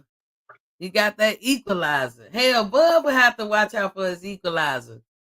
But Ryan talking shit, T.O. talking shit. Why don't y'all match up and fight each other? Go to 147. Or better yet, Ryan, go on a diet now. So that by the time your suspension is up, you right there. Don't that sound too much like right? That sound because he anxious to get in, but he just want the money. And Ryan, you gonna have to. We see you, boo boo. You gonna have to do more than just want the money because I can't just be paying you just to be boxing. Who the fuck is you? Well, I will say this. I mean, I think every fighter wants to get paid, rightfully so. You know, Mhm. and it's prize fighting at the end of the day. So they want to get their Mhm. money. They want to get as much money as possible and leave. Especially they see fighters like De La Hoya, Mayweather, Canelo, Joshua. These guys are getting paid. Mhm. So of course fighters want to get their money. So it's just the good thing is it's a business first. The bad thing is a business first because people were just Yeah. trying to manipulate their way around Mhm. to the biggest bag. And if it's against an easier fighter, they'll make that in a heartbeat. But if it's against somebody tough, it's like, oh yo, I need more money. Oh yo, you don't deserve this fight. Oh, Mhm. it's like all types of excuses. Always some shit. But Jessica, I did not know. So my bad. I did not know that Canelo is no longer undisputed. Damn, I was sleeping on that one. I didn't know they took one of his belts. If Bud can get that Fundora, he will be one fight away from undisputed. And yeah, I like I said, Bud, he knows when to hold him. He knows when to fold him. He knows when to walk away. He knows when to run. That nigga Bud smooth as a bitch. Bud probably know he got a better chance of fighting Fundora than getting the Canelo fight. Now, having said that, Bud ain't Well, gonna come out and say nothing that's gonna definitely close the door on a Canelo fight. But I think if he play his cards right, because the countdown is on. They got 30 days to make that fight. The countdown is already on. And ain't nothing Canelo gonna do between here and this fight this weekend. And Canelo, you ain't gonna hear from him probably for like another month. So Bud probably more than likely, y'all, is gonna be facing Fundora. If Fundora gives up his belt, whoever they put in there will Bud to fight for the belt, and that will probably be Tim Zoo. So we back to square one. well, Tim Zoo is fighting for a belt now. Um, When? he's fighting for the IBF belt. When? He's supposed to be. He's somehow they going into a purse bid for Hmm. this fight. What card is he supposed to be on? I don't know, but I know he's going through a purse bid with this dude, the IBF champion. This is interesting. This is very interesting because if Fundora drops his belt, that belt is going to Tim Zoo or Bud and him got to fight for it. But Straight up. he's gonna drop one belt and probably fight Earl Spence for the WBC. Or I could see this happening. I could see Mhm. Fundora. Let's just say if he doesn't fight Earl Spence, they give him a different fight. He wins. Tim Zoo. Let's just say they banking on Tim Zoo to beat Motazaliev. Then they try to do a unification between a rematch with Fundora And and Tim Zoo. Zoo. Yep, for a unification bout. But let me But tell you, but Bud is ahead right now, like in as far as who Fundora got to face. We just got to wait to see what Fundora gonna do, right? well, Fundora has no. He has a. He only got two choices: either drop the WBO or fight Bud. And Mm. if he doesn't fight Bud, he drops the WBO, but he still got the WBC. Right. And So, PBC is probably cool with that. and guess what? No one monkey gonna stop the show because let's say Bud wasn't even up there. Let's say Fundora dropped the WBO for whatever reason. I mean, it won't because Bud was up there. That belt would have been what's his name? Tim Zoo would have been elevated. As it is now, hell, Bud can be elevated because he's the interim WBO. He got the Reggie belt. So you would think that they would elevate Bud to super champion and let somebody else fight for and maybe give Tim Zoo that. But I don't know. Either way, if Bud is gunning for the WBO next, he's going for it. I ain't gonna say 100% he got it, but you know how I feel. I stand 10 toes down for Bud. If he say he could do it, I say he could do it. Tyrell said the fan suffers, but if we was on the boxer side business first and legacy secondary. That's what the boxers seem to be doing, but we hope they course correct. It's legacy first, then money to me. But that's what happens when more money is involved. Yeah, because yes, I understand you need to be paid and paid decently. I think there should be a minimum payment that these fighters should get, so in such a way that they can maintain good training habits. Like you can't do 2 or 3 a days and have a job or two while you trying to come up. So that's why it should be a minimum payment. But that is your job. You know what I'm saying? Where you can train like you need to train. Because that's your job. And I certainly hope the boxing move to that. I also hope they have like something like a retirement plan or at least a medical thing for I mean, but they can anybody they who can they can get their own medical, right? Make I mean, a they lot of can do boxers. Obamacare as a group and it'll be cheap as hell for everybody. I mean, like some of these fighters that's getting money, they could do their own retirement plan and invest something, you know. Yeah. Joseph Bailey, I see you creeping in the back door. What's up, King? Tyrell said, but at this point, at Bud career, he should be able to call the shots. And that's what I said. And I say that about Canelo. I ain't saying technically that's how it is. Like it was written to be that way. I'm saying that when you look, the culture is that way. When you reach a certain height in your career, you can do what you want to do. Look at Canelo. That's all you gotta ever do. But Jessica said Tim fight next one. I thought he might. I haven't been keeping up. Fun is dangerous, lanky dude. Fundora, yeah. He's willing to go to war in the middle and he has that reach. Yeah, but can his lanky body take a good body shot is what we need to see. He fight October 19th in Orlando, Florida. That's why Earl Spence want him bad. Because Earl hit him with them body shots. Is the tree gonna fall? Are we gonna hit timber? He said Bud would be an email champ if Fundora dropped the belt. I mean, some people gonna say that, but he gonna wind up defending it enough times for us to erase that. He's already Jessica. He's already the interim champ, so he has that. It's the WBO interim champ, so he's a regular WBO champion. Fundora got the super champion, I think. Tyrell said that was a good fight, though. Both men are warriors. Joe said, "What's up, everybody?" They want Bud to fight all these young dudes, though. They just want somebody to dethrone him. Fighting young warriors is about to be 37 years old. Yeah, and that's true. But when y'all live that boxer lifestyle, for the people that's coming in, please, please, please hit that like button. It's free. Don't cost you nothing. Um, Joseph S., welcome to the building. Hit the like button for me, please, sir. Bumnello and his fan base are the most racist and most annoying, bar none. Oh, Joseph, okay. He said Berlanga is a cherry pick. Who did he beat? That's what Bowles just said. We're gonna see if it's a cherry pick gone wrong for the second time. Tyrell said there's some strong lanky dude though. Okay, you talking about Fundora that don't sleep.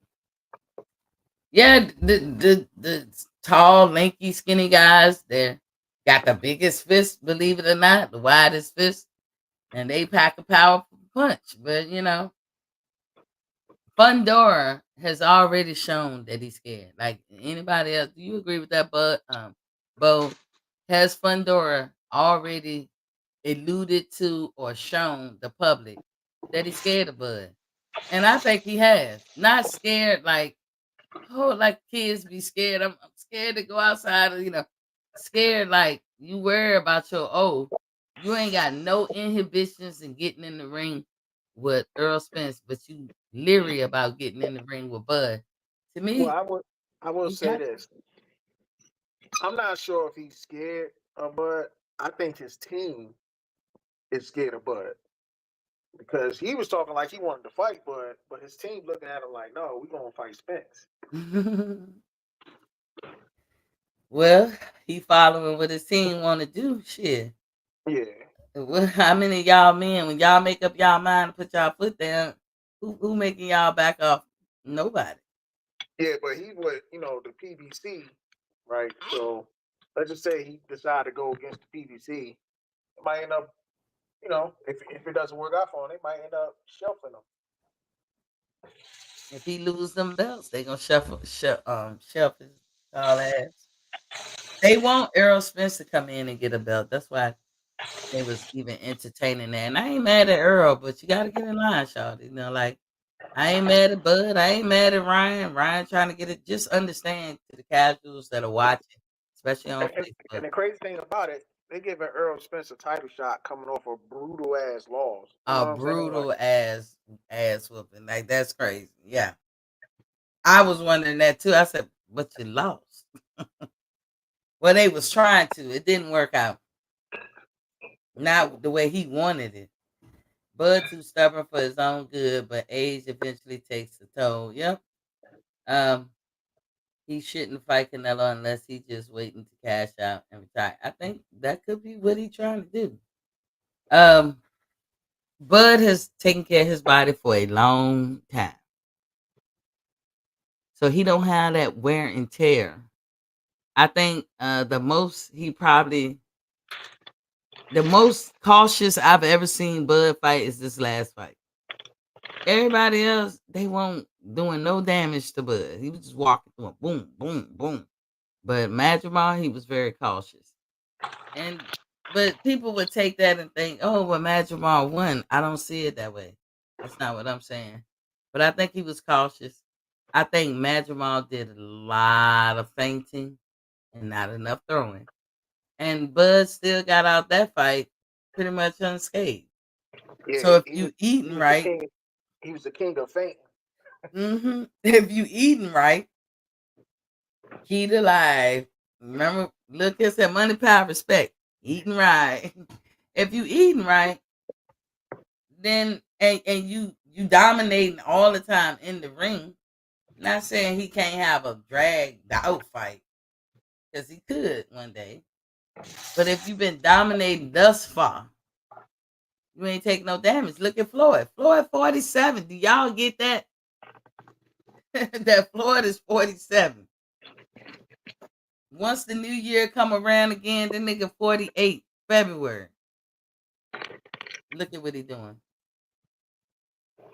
Yeah, he's doing his thing. But I will say this: even though Bud's been taking care of his body, 37 is still 37 at the end of the day. Yeah, that's true. But I'm gonna give him the benefit of the doubt because we seen people like George Foreman. We Yeah, seen people looking at Floyd. Who else was it? Bernard Hopkins. Bernard right. Hopkins is another one who ate right, and that's why he could fight as long as he did. So you get an extension. Now you eat like I did in my 20s, man. Your extension has been nullified. Is canceled. I'm at that point. Like I don't get no reprieve because I fucked it up so much in my 20s. But to the person like a Bud who said, "No, I'm gonna live this boxer lifestyle and I'm gonna fight and learn this stuff really well, where I'm gonna try to master hit and not get hit." Did Bud get hit? Yes, but did he get damaged? I haven't seen it. So true enough, it remains to be seen his personal genes, how far he could take that. Only problem I have with that fight. And did y'all know that Bud Crawford is some kin through his dad's side to Joe Lewis? Did y'all know that? I think it's his dad's great uncle, something like that. Joe Lewis shouted. Oh, for real? Yes. His daddy said so. I was like, what? I guess they ain't, want to rely on that or whatever. I mean, it's in the genes, shawty. But you can look it up. He's on tape saying that's his great great uncle. You know what I'm saying? So, and I was born in the 20th century. I'm assuming that Terence Crawford dad is a few years older than me, or some years older than me, but not that much. He probably like 10 years older than me, maybe. So that means Joe Louis was still living when Terence Crawford daddy was born. I had to be. Yeah, Joe Louis died in 89, right? Or 80 Something something? like that, right? Yeah. So, Or maybe yeah. 85. So I know he So, died in the 80s. ooh, that would be it. Let's look it up. Cause cause we know that's look, you know who I'm gonna try to see, but somebody reincarnated. ah, I'm gonna see. Y'all, Lord have mercy. That look. It says born May 13, 1914. And he died 81. Let's see what year Bud Crawford was born in. I don't know it off the top of my head, but I don't know. I I think like think it's 87. yeah, I think it's later than 81. It said Bud Crawford. Let's see. That's what Joe Lewis said. Bud Crawford was born 6 years later. That's what Joe Lewis said, Shawty. That's where he at.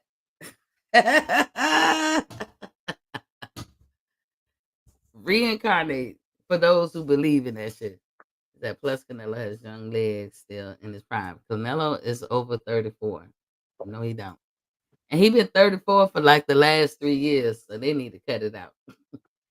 Fight going to the wire that endurance will go flat in Bud from age. Yes, but when is what we saying. I'm not saying we talking about the average person. Bud is past his prime. The average person. But when you talking about somebody who's lived a vegan life and ate right and always never did he take his body through the stress, and it is stress to gain weight, balloon up, and then lose weight, and then gain weight. Am I lying, Bo? That's stress. That'll fuck your body up too. Bud never took himself through that ever. Neither did Floyd, and neither did B Hop.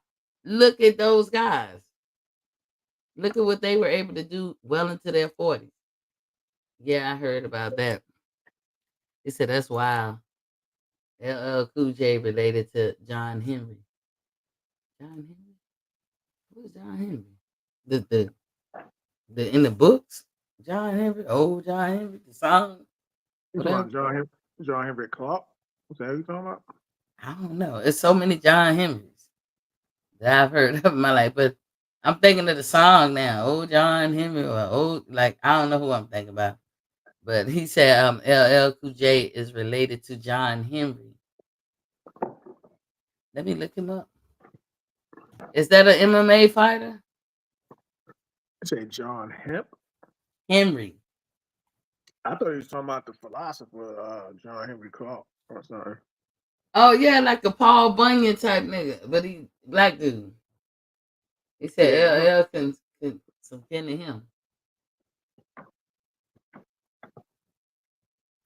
Free, he was a free man. He is said to have worked as a steel driving man. A man taxed with hammering and steel. Yeah, it's about that steel. That's hard work right there. John Henry Lewis. What the oh, okay. fuck? So now who is that? Is that the John Henry. is that the politician? Politician? I don't know. About to see. Somebody the one that Um, passed away a few years ago? it's a boxer. Oh, you talking about a Mm-mm. boxer? It said John Henry Lewis was a Hall of Fame American boxer who held the world light heavyweight boxing title from 35 to 38.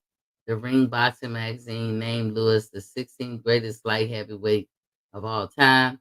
His trainer was Larry Amati, and his managers included Ernie Lyra and Larry White. Frank Schuler, and Gus Greenlee. So this man died in '74, but he was a light heavyweight. And he said, "LL, I can see it. I actually can see it. Like that might like how they could be some kin." Oh, look at that. Good one, Tyrell. Good one.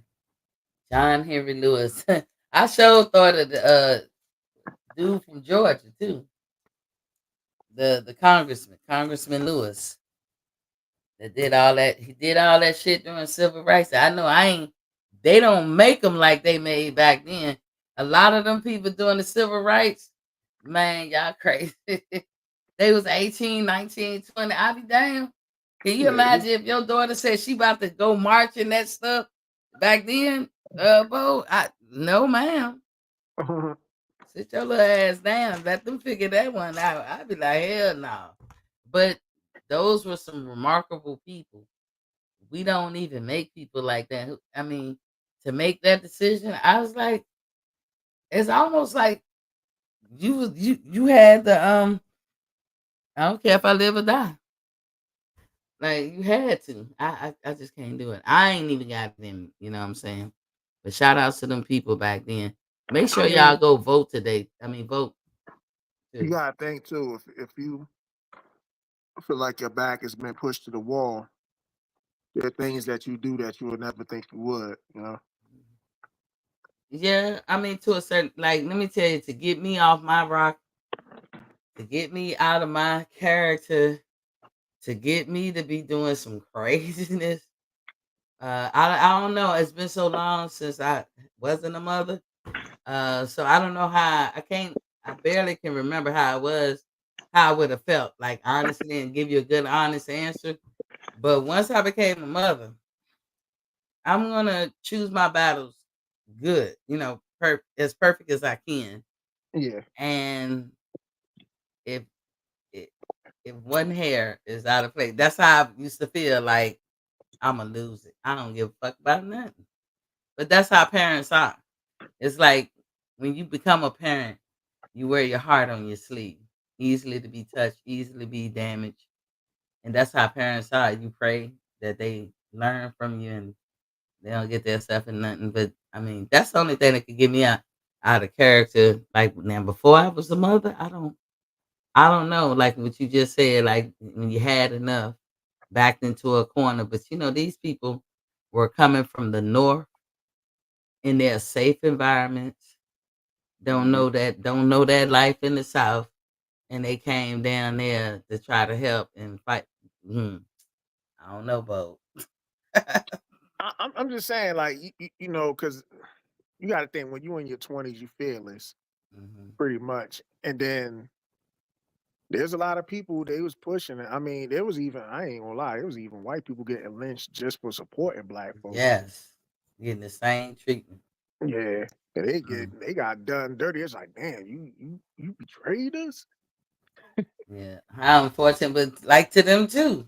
To them too, the whites and the blacks and the others who that's that's saying you made it from good stock, something that's way profound about that group of people than us. And we also like it's so crazy because y'all know I got a history degree, so I call myself a historian, low key.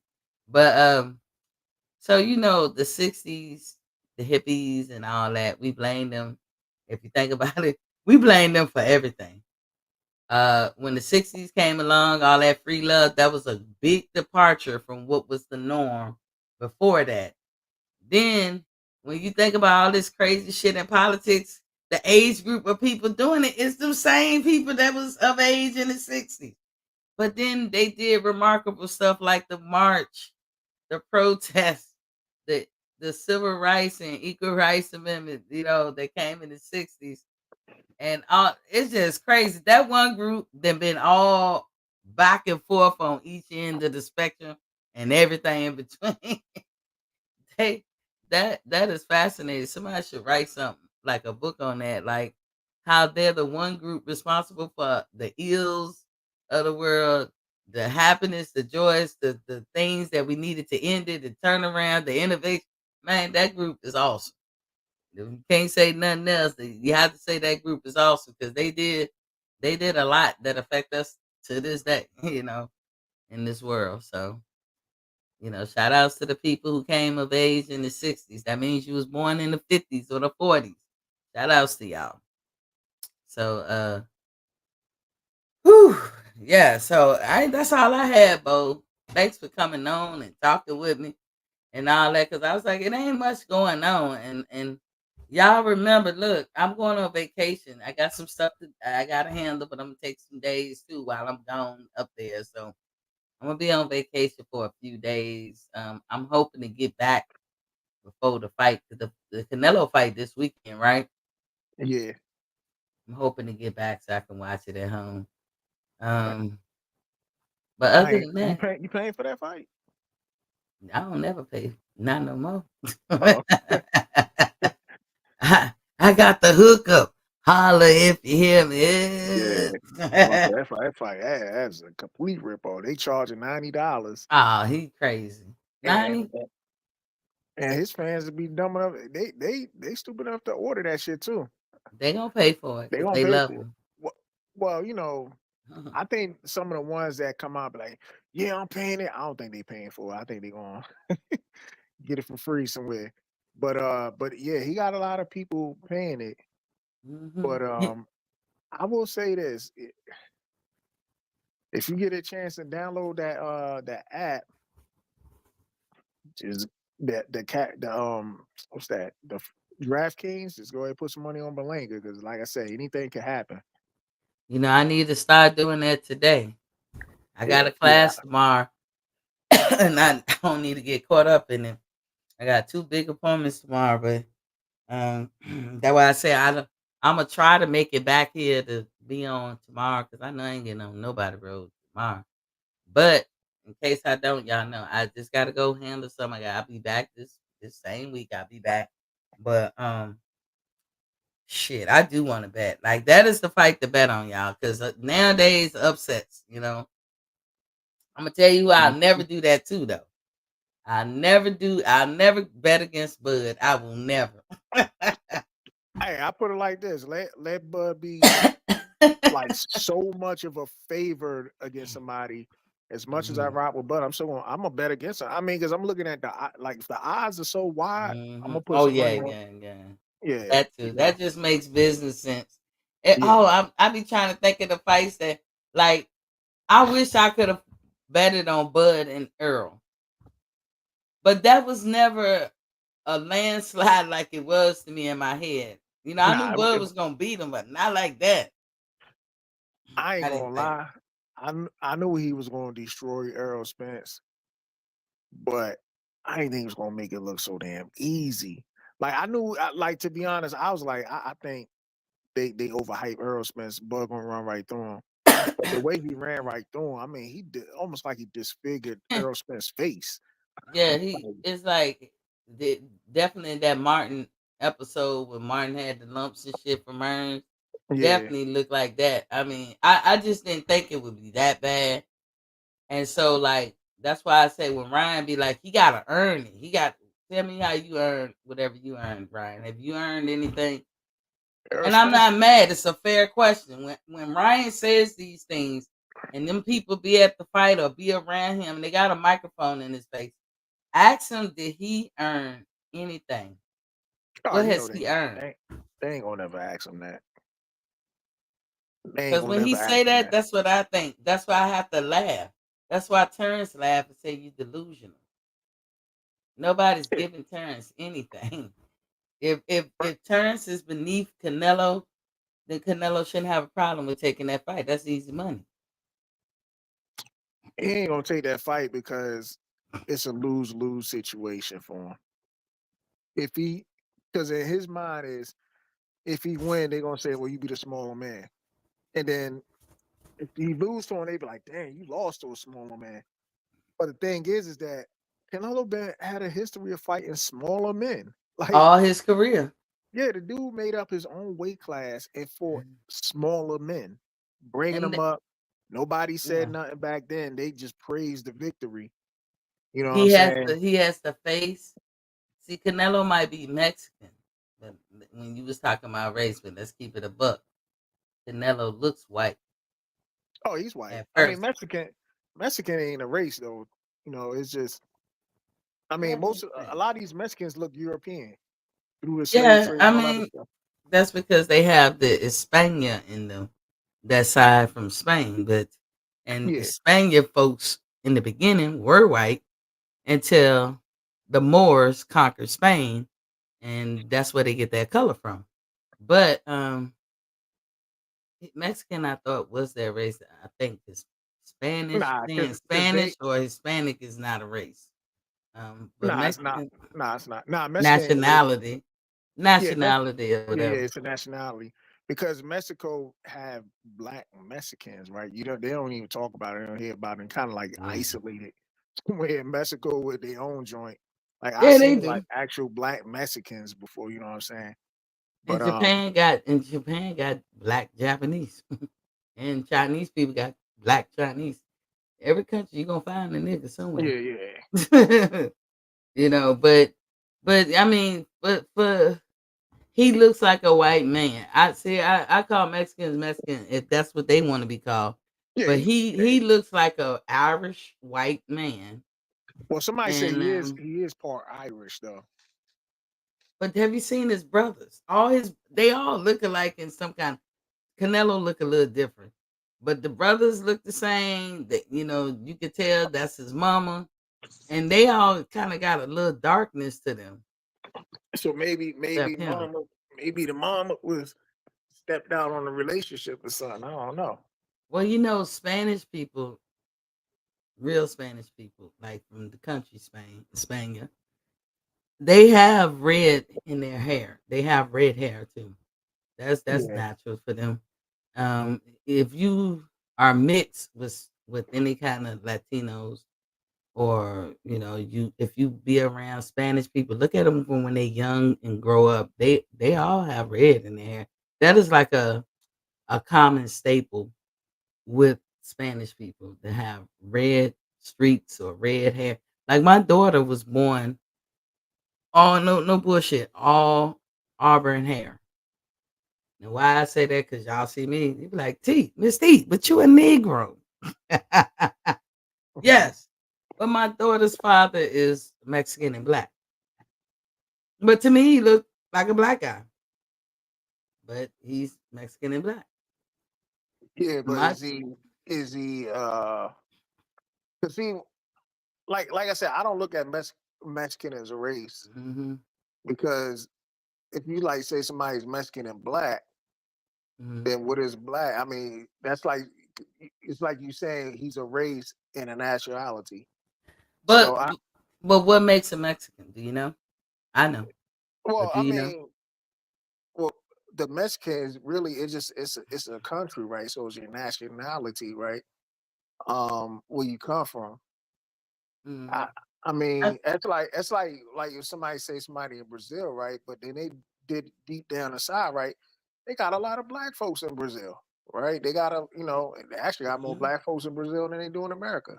Well, But historically, when the slave trade was coming from Africa, they didn't never really make it to what we call the states. They always stopped in the the Caribbean. Caribbean, yeah, Yeah, the Caribbean. So that's where all the black people were dumped off. It wasn't. It was so much later. By the time they had outlawed slavery and everything, like the Spanish was like, and the Portuguese was like, if you try to even come across the road, I mean the water with some slaves, we sinking the ship. Everybody gonna die. That's what they were doing, and they was doing it a lot. So the white people from Europe got in on the era of encounter, which describes that whole era of bringing slaves to the Caribbeans, or Spain, the country taking over what we call Mexico, Central America, and South America, and Portuguese getting their piece of the pie. The white people in Europe couldn't get a piece of the pie because they was down there for the gold and everything, all the resources that they could get, and the white people didn't get there soon enough. They tried to come in at the tail end which of course they just couldn't get no ground because the Portuguese and the Spanish people sold it up. So the white people said when it was outlawed, they was like, I know, we'll just breed them. See, the shit that was already set up during the era of encounter, we talking 1500 and up. But the white people, they just took it to another level, and how we see it today, and how the ugly past that we always remark on today.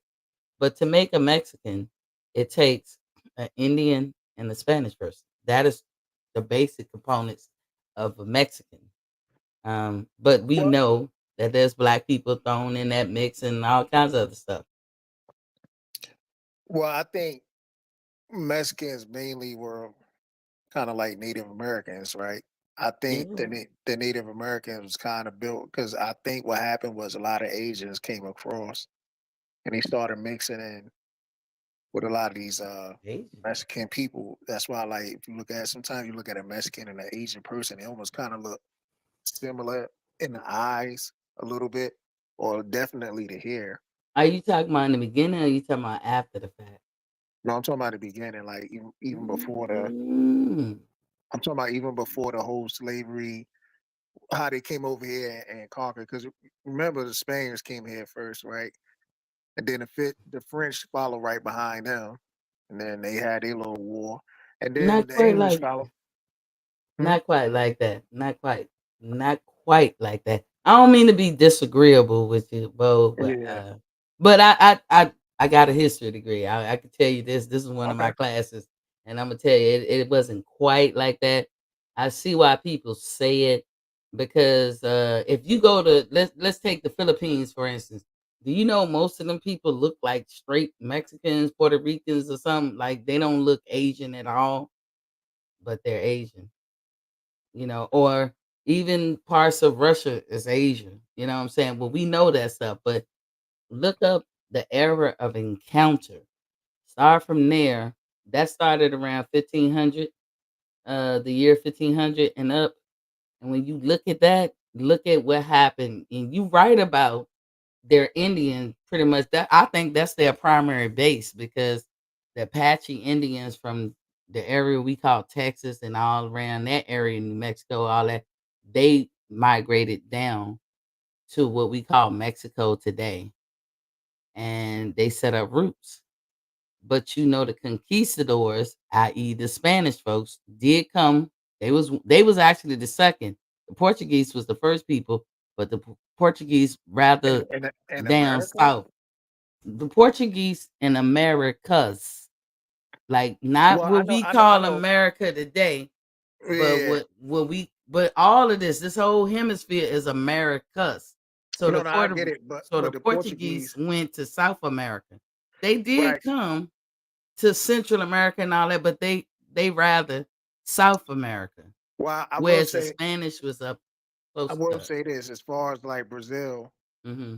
Brazil. The Spaniards came first, and then the Portuguese followed. When the Spaniards came, they came with like they try to muscle their way through. So a lot of the natives like fought them off and start killing a lot of them. Whereas the Portuguese, when they came through, Mhm. they didn't try to muscle. They came in like try to give like through manipulation. That's how they came, and they did it through manipulation. Hey, we'll give you this if you give us that. We give you this. You know what I'm saying? And then The eventually it took old over. the old pilgrim method is what you're basically saying. Yeah. uh, yeah. The Portuguese. They when you think of South America, think Portuguese. When you think of Central America, think Indian. Central America and Mexico, think Indian. Again, all the niggas was dropped off all around there. They never even Mhm. really came this far up. They never really even came this far up. So, you know, we, America as we know it today is very unique in how they formulated that whole thing. Like they took it to another level. That's all I can say. There's a couple of things they did to take it to another level. But you are right. When it comes to Mexicans, to me the foundation, the primary would be Indian and mostly like Apache Indians and stuff. Now mix that. That's why if you look at a lot of Mexicans from Mexico or whatever, they look more Indian than anything. They look more of that. But that's not to say that they didn't have no black mix in there, no white, no whatever. They had, because everybody was over here trying to get that gold. But the Spanish ruled this area for some years, and they bled it dry, man. They cleaned out Mexico and all that. And that won't, on this whole hemisphere, this Western Hemisphere we on, you might as well say in the beginning, or anybody came over here, it was top to the bottom Indian, top to the bottom Indian. So, the Portuguese did their thing, and when, like I said, when they outlawed slavery, they tried to make it right, but the damage was done.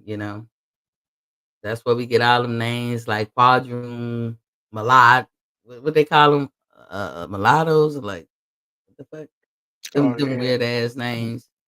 Yeah, that's where they get all that stuff from. But the white people said two things. It's like, you know what? They're gonna keep sinking our ships, so let's breed them. We know about that one in slavery history. And then they also said, let's make it so our woman is the most pristine, precise, beautiful, beyond reproach woman, and better not nobody touch her but us.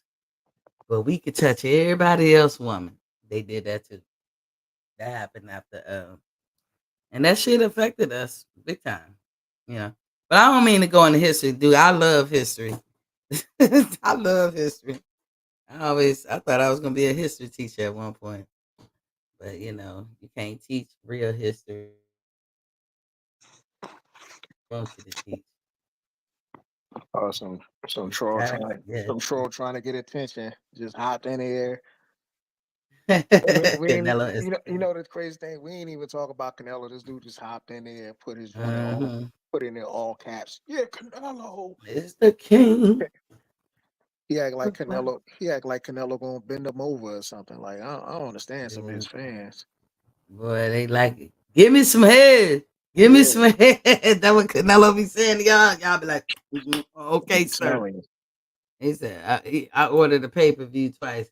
Who you got, Kamala or Trump? Of course, I'm gonna have Kamala. I'm a Democrat, and I know a lot of y'all can. You know what? Who I want to see, Bo? I want to see all these woke motherfuckers way back from when Hillary was running. You notice how they quiet as a bitch nowadays? Where the fuck Mhm. they at?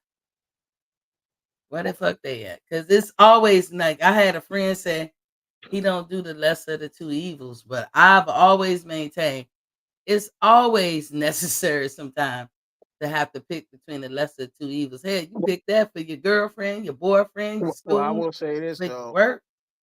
I don't do less of the two evils either. I don't do that because at the end of the day, it's still evil. That's how I look at it. I always try to vote in my interest. Um, what's going to benefit me? Like, and then at the same time, I don't put all my stocks in the presidency. I always, my main thing is really the local government. That's who's really going to That have the too. biggest impact Yep. on your living and stuff. These presidents to me they ain't nothing but Mhm. puppets. You know, they cater to a certain demographic just for votes and keep a lot of people just voting this and that based off of words. You know what I'm saying? I always look at what have you done for me? Like show me what you done for me. But they puppets. Even if they get elected, they ain't running the country. That's all. I don't think they're running the country. I think. Dan Terrence said, Miss T, what to do? I'm sorry to interrupt. Go ahead, Bo. I had to Nah, just go ahead. make My sure I bad. said. I just had to make sure shouted everybody out. Even you, Jose Chavez. He said he No. ordered the one that ordered the pay-per-view twice. He Yeah. paid Yeah. $180. Crazy. Crazy. Is that well, I stand by the lesser tweet because you're gonna be put in that corner. And anytime you stood up there and made a decision and you say I rather, you pick the lesser of the two evils in any part of your life. And you rather this girl over that girl. What you rather in her for? She got a big booty, that makes her better.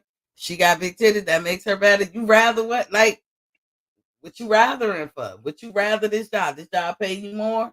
This job pay you got better benefits? This job got a better location? What you rather in for? So We always gonna do that. so I Everybody always always gonna do that. always look at it like this: vote in your interest, because if you look at people that got money like that, Mm-hmm. they could care less about lesser two evil, Mm-hmm. Republican or Democrat. They gonna vote for their money. You know what I'm saying? They gonna endorse whoever that's that's supporting their ideology. You know what I'm Mm-hmm. saying? Like, hey, if I'm getting paid, if it's gonna be I'm either gonna endorse Trump that fit my joint, or Kamala gonna fit my joint. Like, that's how they think. People with like money like that. Like, I was so hurt, Bo. I'm a Democrat, like, and I'm proud to be a Democrat. And Hmm. everybody woke motherfuckers can get out of my face with that, because y'all ain't saying shit. It's I spent 20 some years in the military, and I worked in intel, so I can tell you right now, y'all know what the fuck y'all talking about. A lot of people, not you, Bo. I'm just saying, a lot of people. So when they come, how can you be a Democrat with that? Please spare me. It's easy. I vote for the common man. The reason I say that is, yes, for years I will vote my own interest. But you got to think of the predicament I'm in at this current time. I'm Hmm. retired. I haven't worked since I retired, since Mm. 2012. I don't say that to brag, and I ain't missed a beat. Last year I had 3 brand new cars under my name. I just paid one off. I ain't missed a beat. So I Yeah. don't know about nobody else. But I'm good, like, and I do like the cash app. Like I said, don't look at it like, well, damn, we ain't gotta give her nothing. Give me the cash app that go back into the page.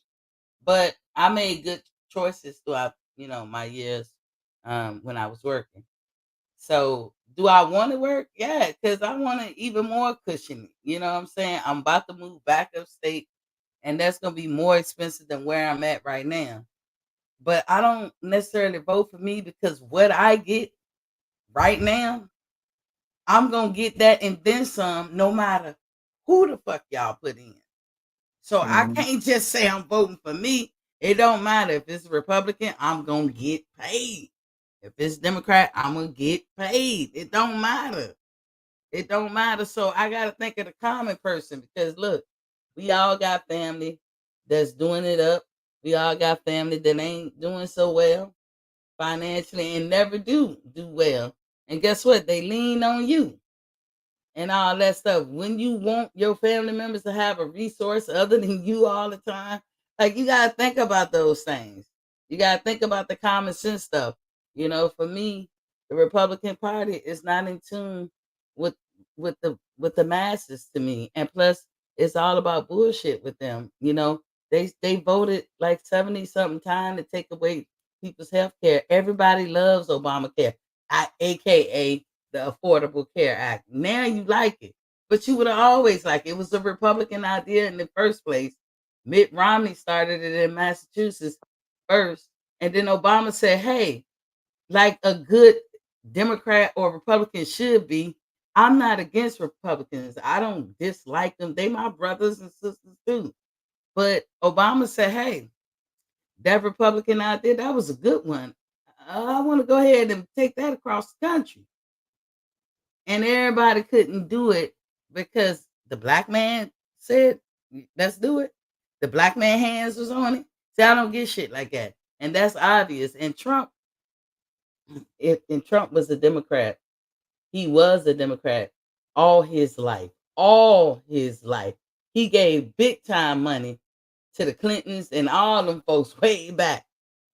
Trump Hmm. said long time, and there's a video of him out there saying, "If I was to run for president, I'll become a Republican because I can Yeah, fool them." I see Something that. to that effect. And y'all fall for the shit. The nigga ain't fit for office, but y'all woke. And I'm supposed to just throw everything out with the baby in the bathwater, like throw it both out? No, this country is worth preserving and getting people in there that's ready for the job and smart enough to handle it. He is not it. So no, if he was a Democrat, I would be voting Republican right now. But no, I'm not with all that stupid shit. Like I said, I can't vote for just me.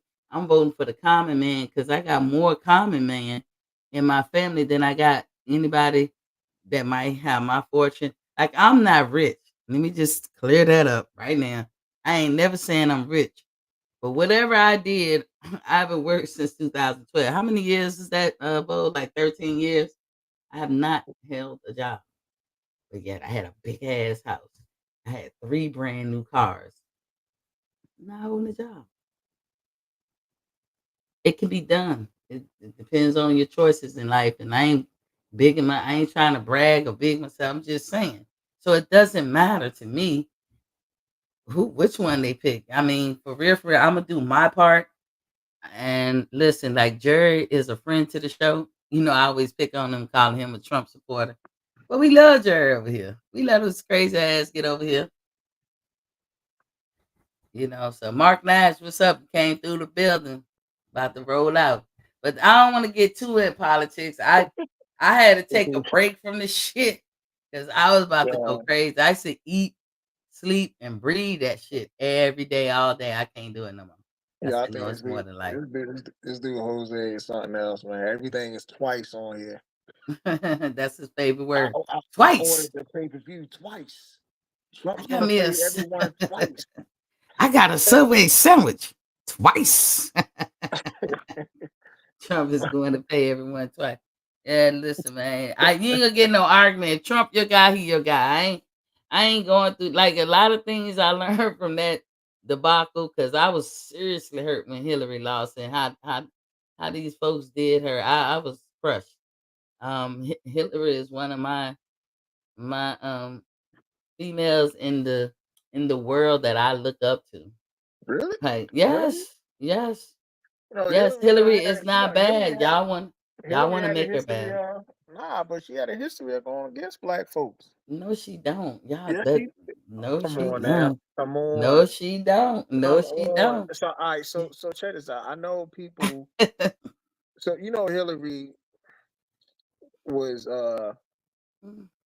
mentored by a KKK member back in the day. She supported. I mean, these are videos on this. She supported. I forgot some politician. I forgot the politician name. Strom Thurmond, who everybody rub elbows with from South Carolina, that racist motherfucker. You, they let him in the office. But I'm saying like What you gonna do? she supported. That's why I say like I don't. I mean, I don't think, to be honest with you, these Mhm. parties really had truly have black people interests at heart. This is one thing I like about Malcolm X. I'm a big time Malcolm X fan. He Mhm. said when it comes to these politicians, they get everything they want to get out the way first, Mhm. and then they bring up you. And then they bring up you. They get everything else out the way they gotta say about everything. Then they bring up black folks. Like, hey, like we like at the bottom of the total pole when it comes to these politicians. That's why I don't even. But I feel you, Bo, because again, I had to back off it because I was about to go crazy. But when you get a certain age, and somebody has said this, and I swear that I think this is true. Y'all know how old I am up in this piece. So I got some years on me. Once you get over 50, like you don't care. Like I don't even care about arguing or doing none of that. I know what I know. Strom Thurmond is probably who you was talking about, the politician that she probably hobnobbed and worked with. But here's the thing, you guys. We collectively elect our leaders and put them in office, and then you can't be so egregious that you can't work with the other side. See, I'm more of a centrist Democrat. That means whoever the next state send, I'm going to try to work with them. Their disrespect, like that chick Marjorie Green, I can't fuck with her because I will fuck her ass up. Like her disrespect is on another level. Like I can't talk to her, so I wouldn't want to, but I would have to work with her. You know what I'm saying? Like Yeah. the military taught us that you can like or dislike the person. What you do is respect the uniform. That's it. Respect the office. That's all you got to do is learn how to respect that office and give the credence and the kudos to the office and whoever the people chose to put in there at the time. When But Trump see was that that's president, he that's was a my president too. that's I see. I can't make that comparison because when you're in the military, Mhm. you have no damn choice but to, you know what I'm saying, respect the uniform and work whatever because Mhm. we talk about y'all depending on each other lives, like literally, you know what I'm saying? So everything has to be kind of like secondary, you know what I'm saying, from your how you really feel for somebody. But if we talking about like politics, it's like that's a different ball game. Yeah, but like I said, I had to learn how to distinguish between the two. I'm human like anybody else. I come in, I be like, man, I don't like that bitch. I don't like that nigga. Like, that's how I could feel. But I just had to put what I felt about them aside and look at the uniform they was wearing and respect that. Mhm. Respect that they might have some knowledge that I just don't know that I need to learn. I might have some knowledge they don't know they need to learn. We both here to do a mission for the same team. Now we gonna do this together or not. If you can hate me till the cows come home, we gonna get this work done. We gonna turn too. And that's Right just that's for just the my military. philosophy. Yeah, for the military, because again, you really have no choice. You know what I'm saying? Like we gotta make it work. You know what I'm saying? Even if y'all can't stand each other, we gotta make it work. You know, as a unit. True. But True. But some some people fall short of that. Some people they can't do, do that. they do. Yep. So then it become a habit. And like you said, military, we learn in the beginning, you ain't got no choice. Do what I say, not as I do, or whatever. But so you learn how to do it and you put up with it, but then it becomes second nature to you. So then now you out in the world as me right now and you right now, we're veterans. And I know how to do that. I know listen, when Trump was president, he was my president. I say that. He was my Hmm. president. I didn't like the fact that he was the president for so many reasons that really do matter. He not fit. Period. I didn't like the fact that a lot of Hillary lost for a whole lot of different reasons, but one of the reasons I really despise, and that was because you know, black a lot of black men still be on that shit like can no woman run the world. Are you crazy? You done had prime ministers in England, some of the top 5 countries in the world, and you saying a woman can't run, come on now. This notion about women are more emotional. Oh, we bought it. Y'all definitely are the Republicans, if you will, because y'all know how to craft a narrative and win with that narrative and let it be flowing and fluid and shit. And it don't even be true. There's no one gender that's more emotional than the other. Y'all emotional about the shit y'all emotional about, and we emotional about the shit we emotional about. But we both emotional, And all you got to do is like to see little things, but we believed it. I just use as an example because all my life you just hear how women are emotional. I go to I go to Universal. I take my nephews, my daughter and her brother, and my other friend daughter. I took a bunch of kids. They be like, "How you do it?" I took them one year to Universal. You know who was my crybabies? Whoa, guess who was my crybabies? Who's that? The boys crying like a. I was like, what?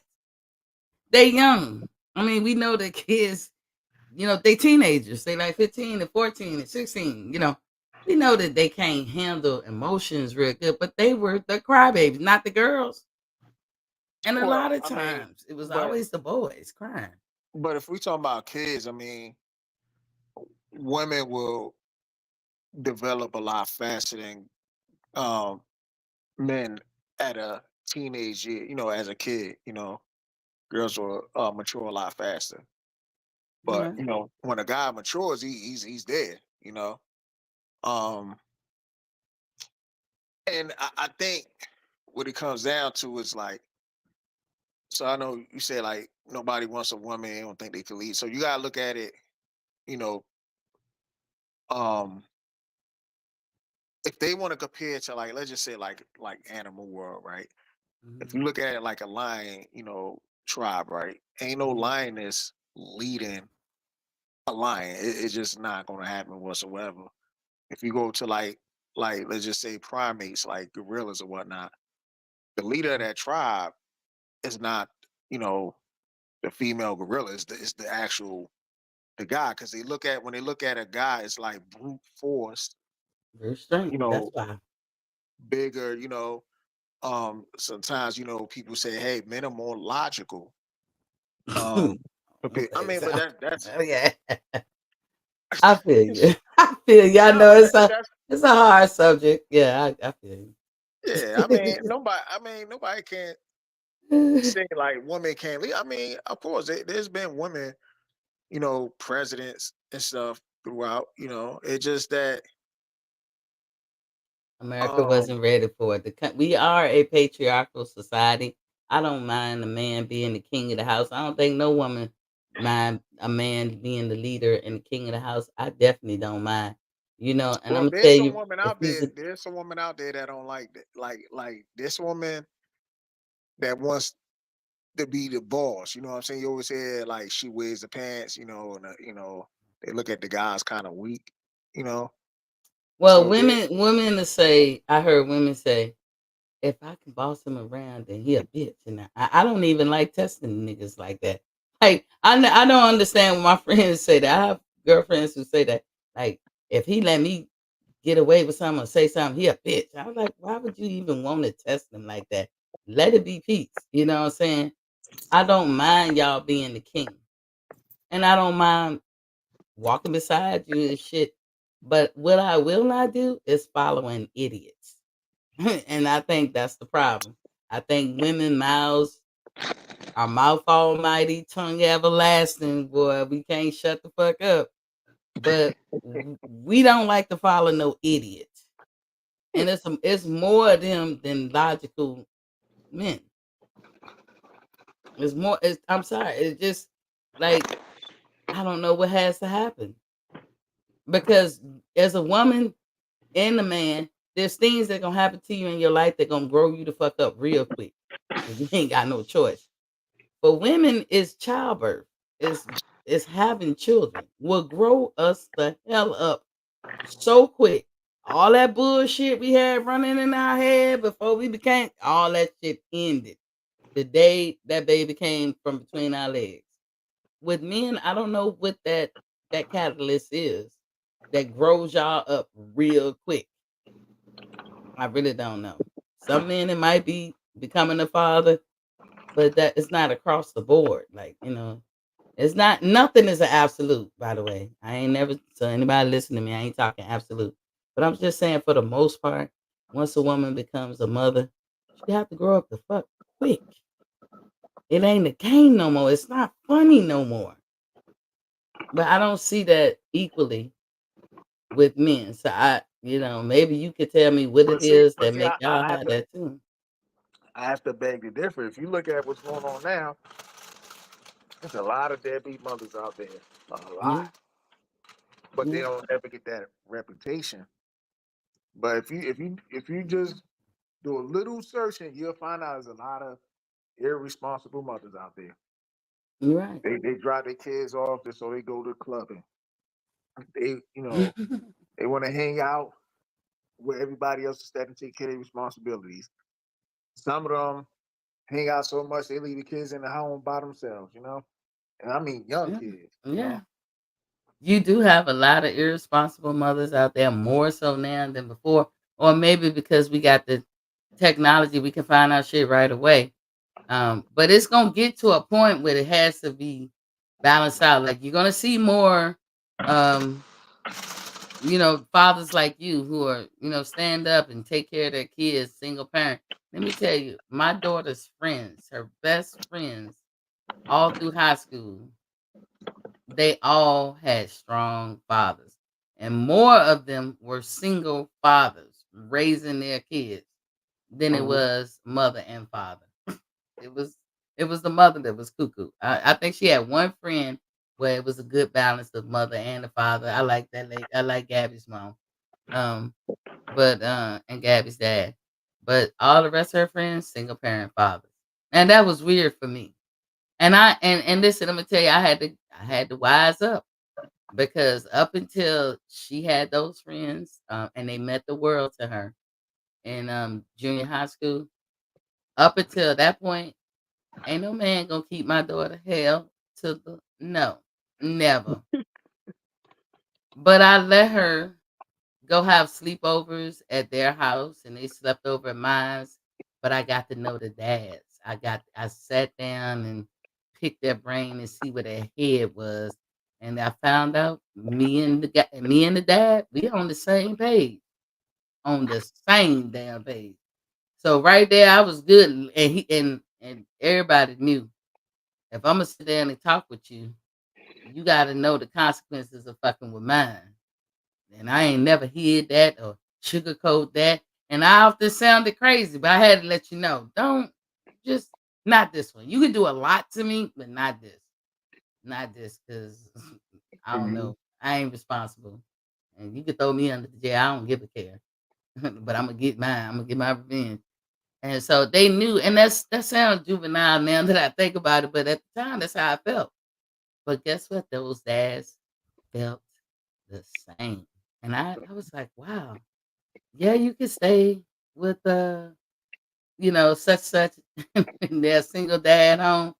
But the only step, if her friends had brothers and the brothers were older than them, fuck no. I don't do that neither. And my daughter didn't understand at the time, but I knew. I didn't give a fuck if she understood or not. Sorry, Bree.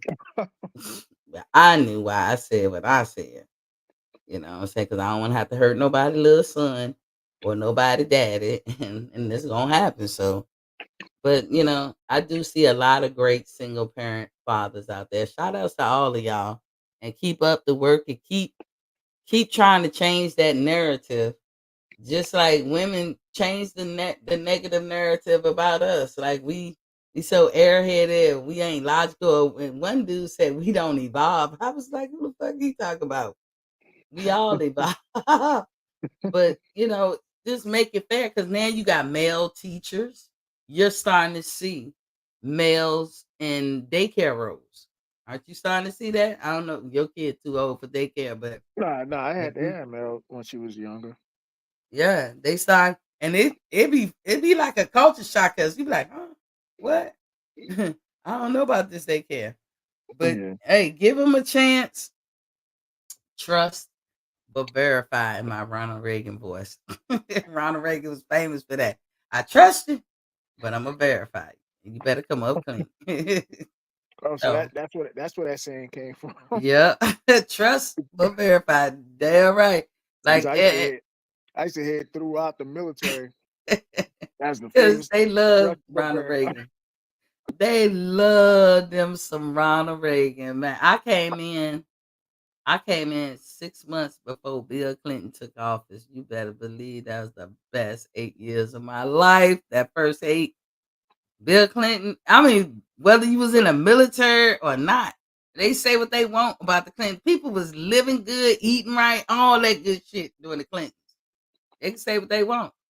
That's why I say I was so hurt, because he definitely got some sins with him, but they forgave him. But they attribute everything he did to her.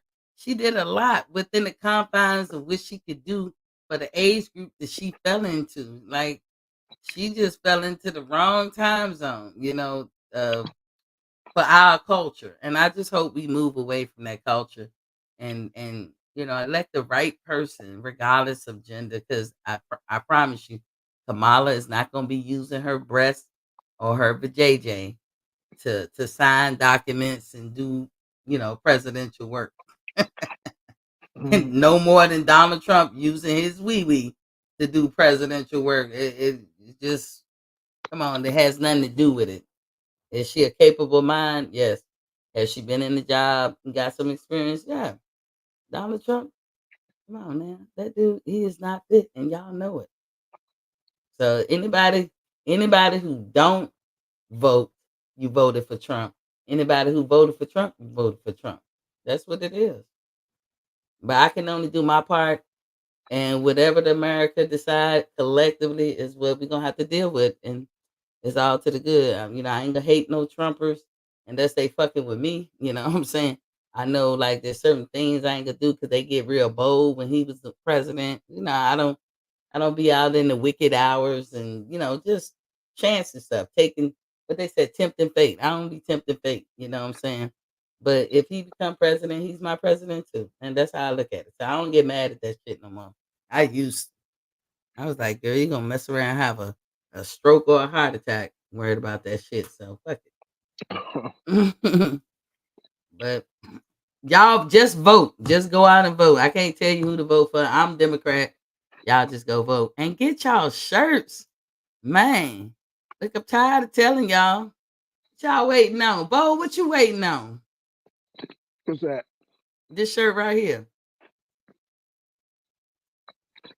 Oh, the Terence Crawford shirt? Yeah, what you waiting on? Why you ain't getting yours? I don't know. You selling them? Yes, dude, I be selling stuff on AskMeT51.com. Look, let me show y'all. Let me show you what I just made. Before we go, I gotta show y'all what I just made. Let me see. Hold up. Let me see if it's. I know I got it here. Let me see.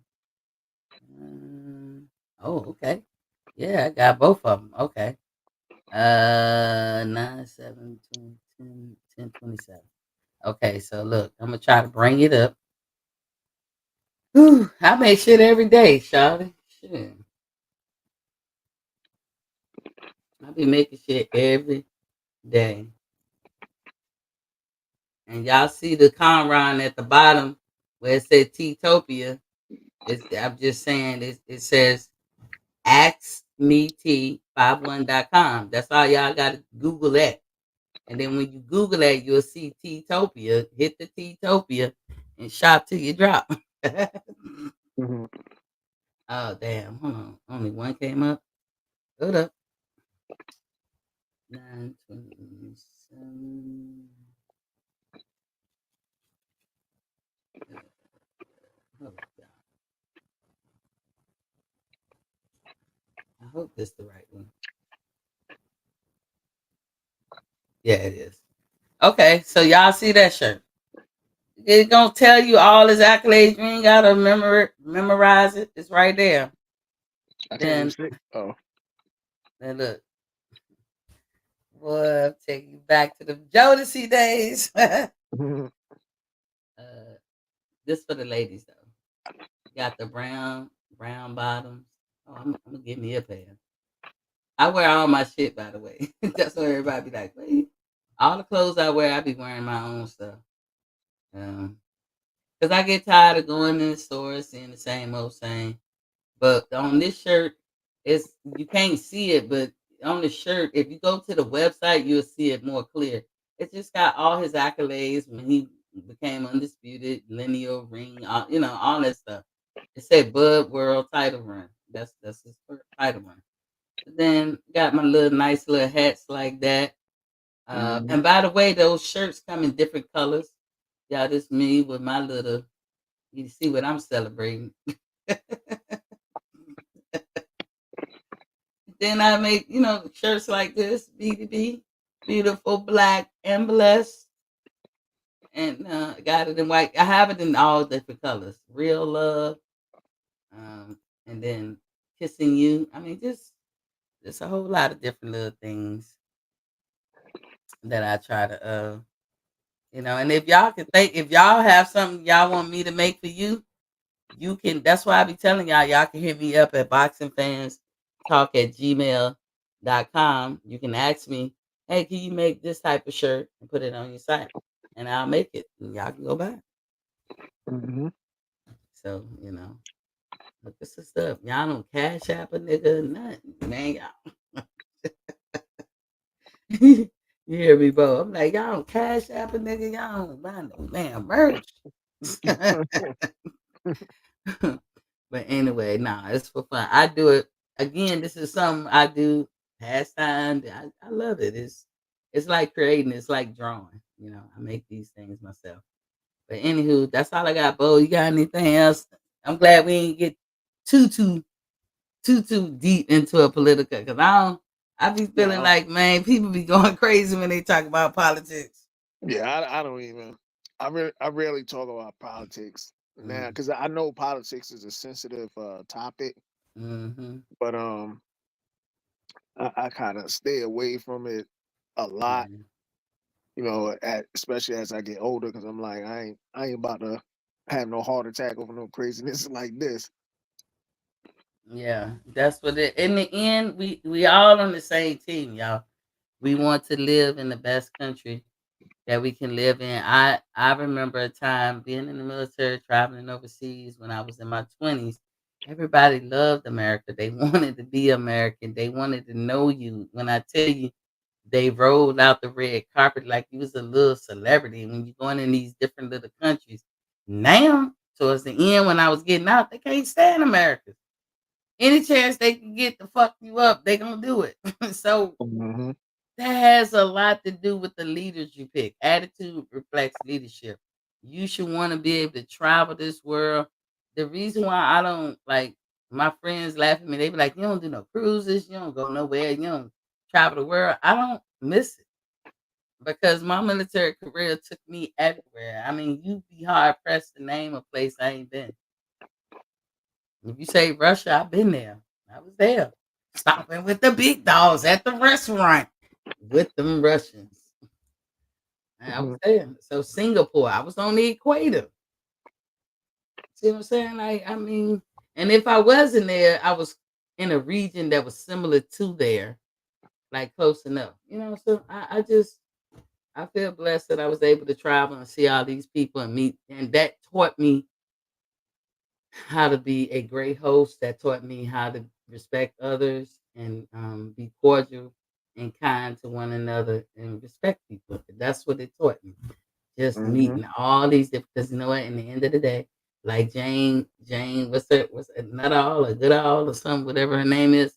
What she say? It's only one race. It's the human race. Hmm. I want to go down with that theory right there. But that's all I have. Thank y'all for joining. See y'all tomorrow. We went over, but it was a good little talk with you, Bo. You always bring some interesting conversation and all that. And thank you for coming through. Yeah, thanks for having me. Come on. All right. All of y'all, don't forget to hit that like button when you come out. And then down the bottom it said ask me T51.com. That's ask me T51.com. Hit that up. Just Google it. And then you'll see Teatopia. Go up in there, hit the catalog, and just I got phone cases, shoes, baby clothes, women clothes, men clothes, unisex clothes, hoodies, jackets, Adidas, Nunu brand. I mean, come on. It's all in there. Have fun. Peace.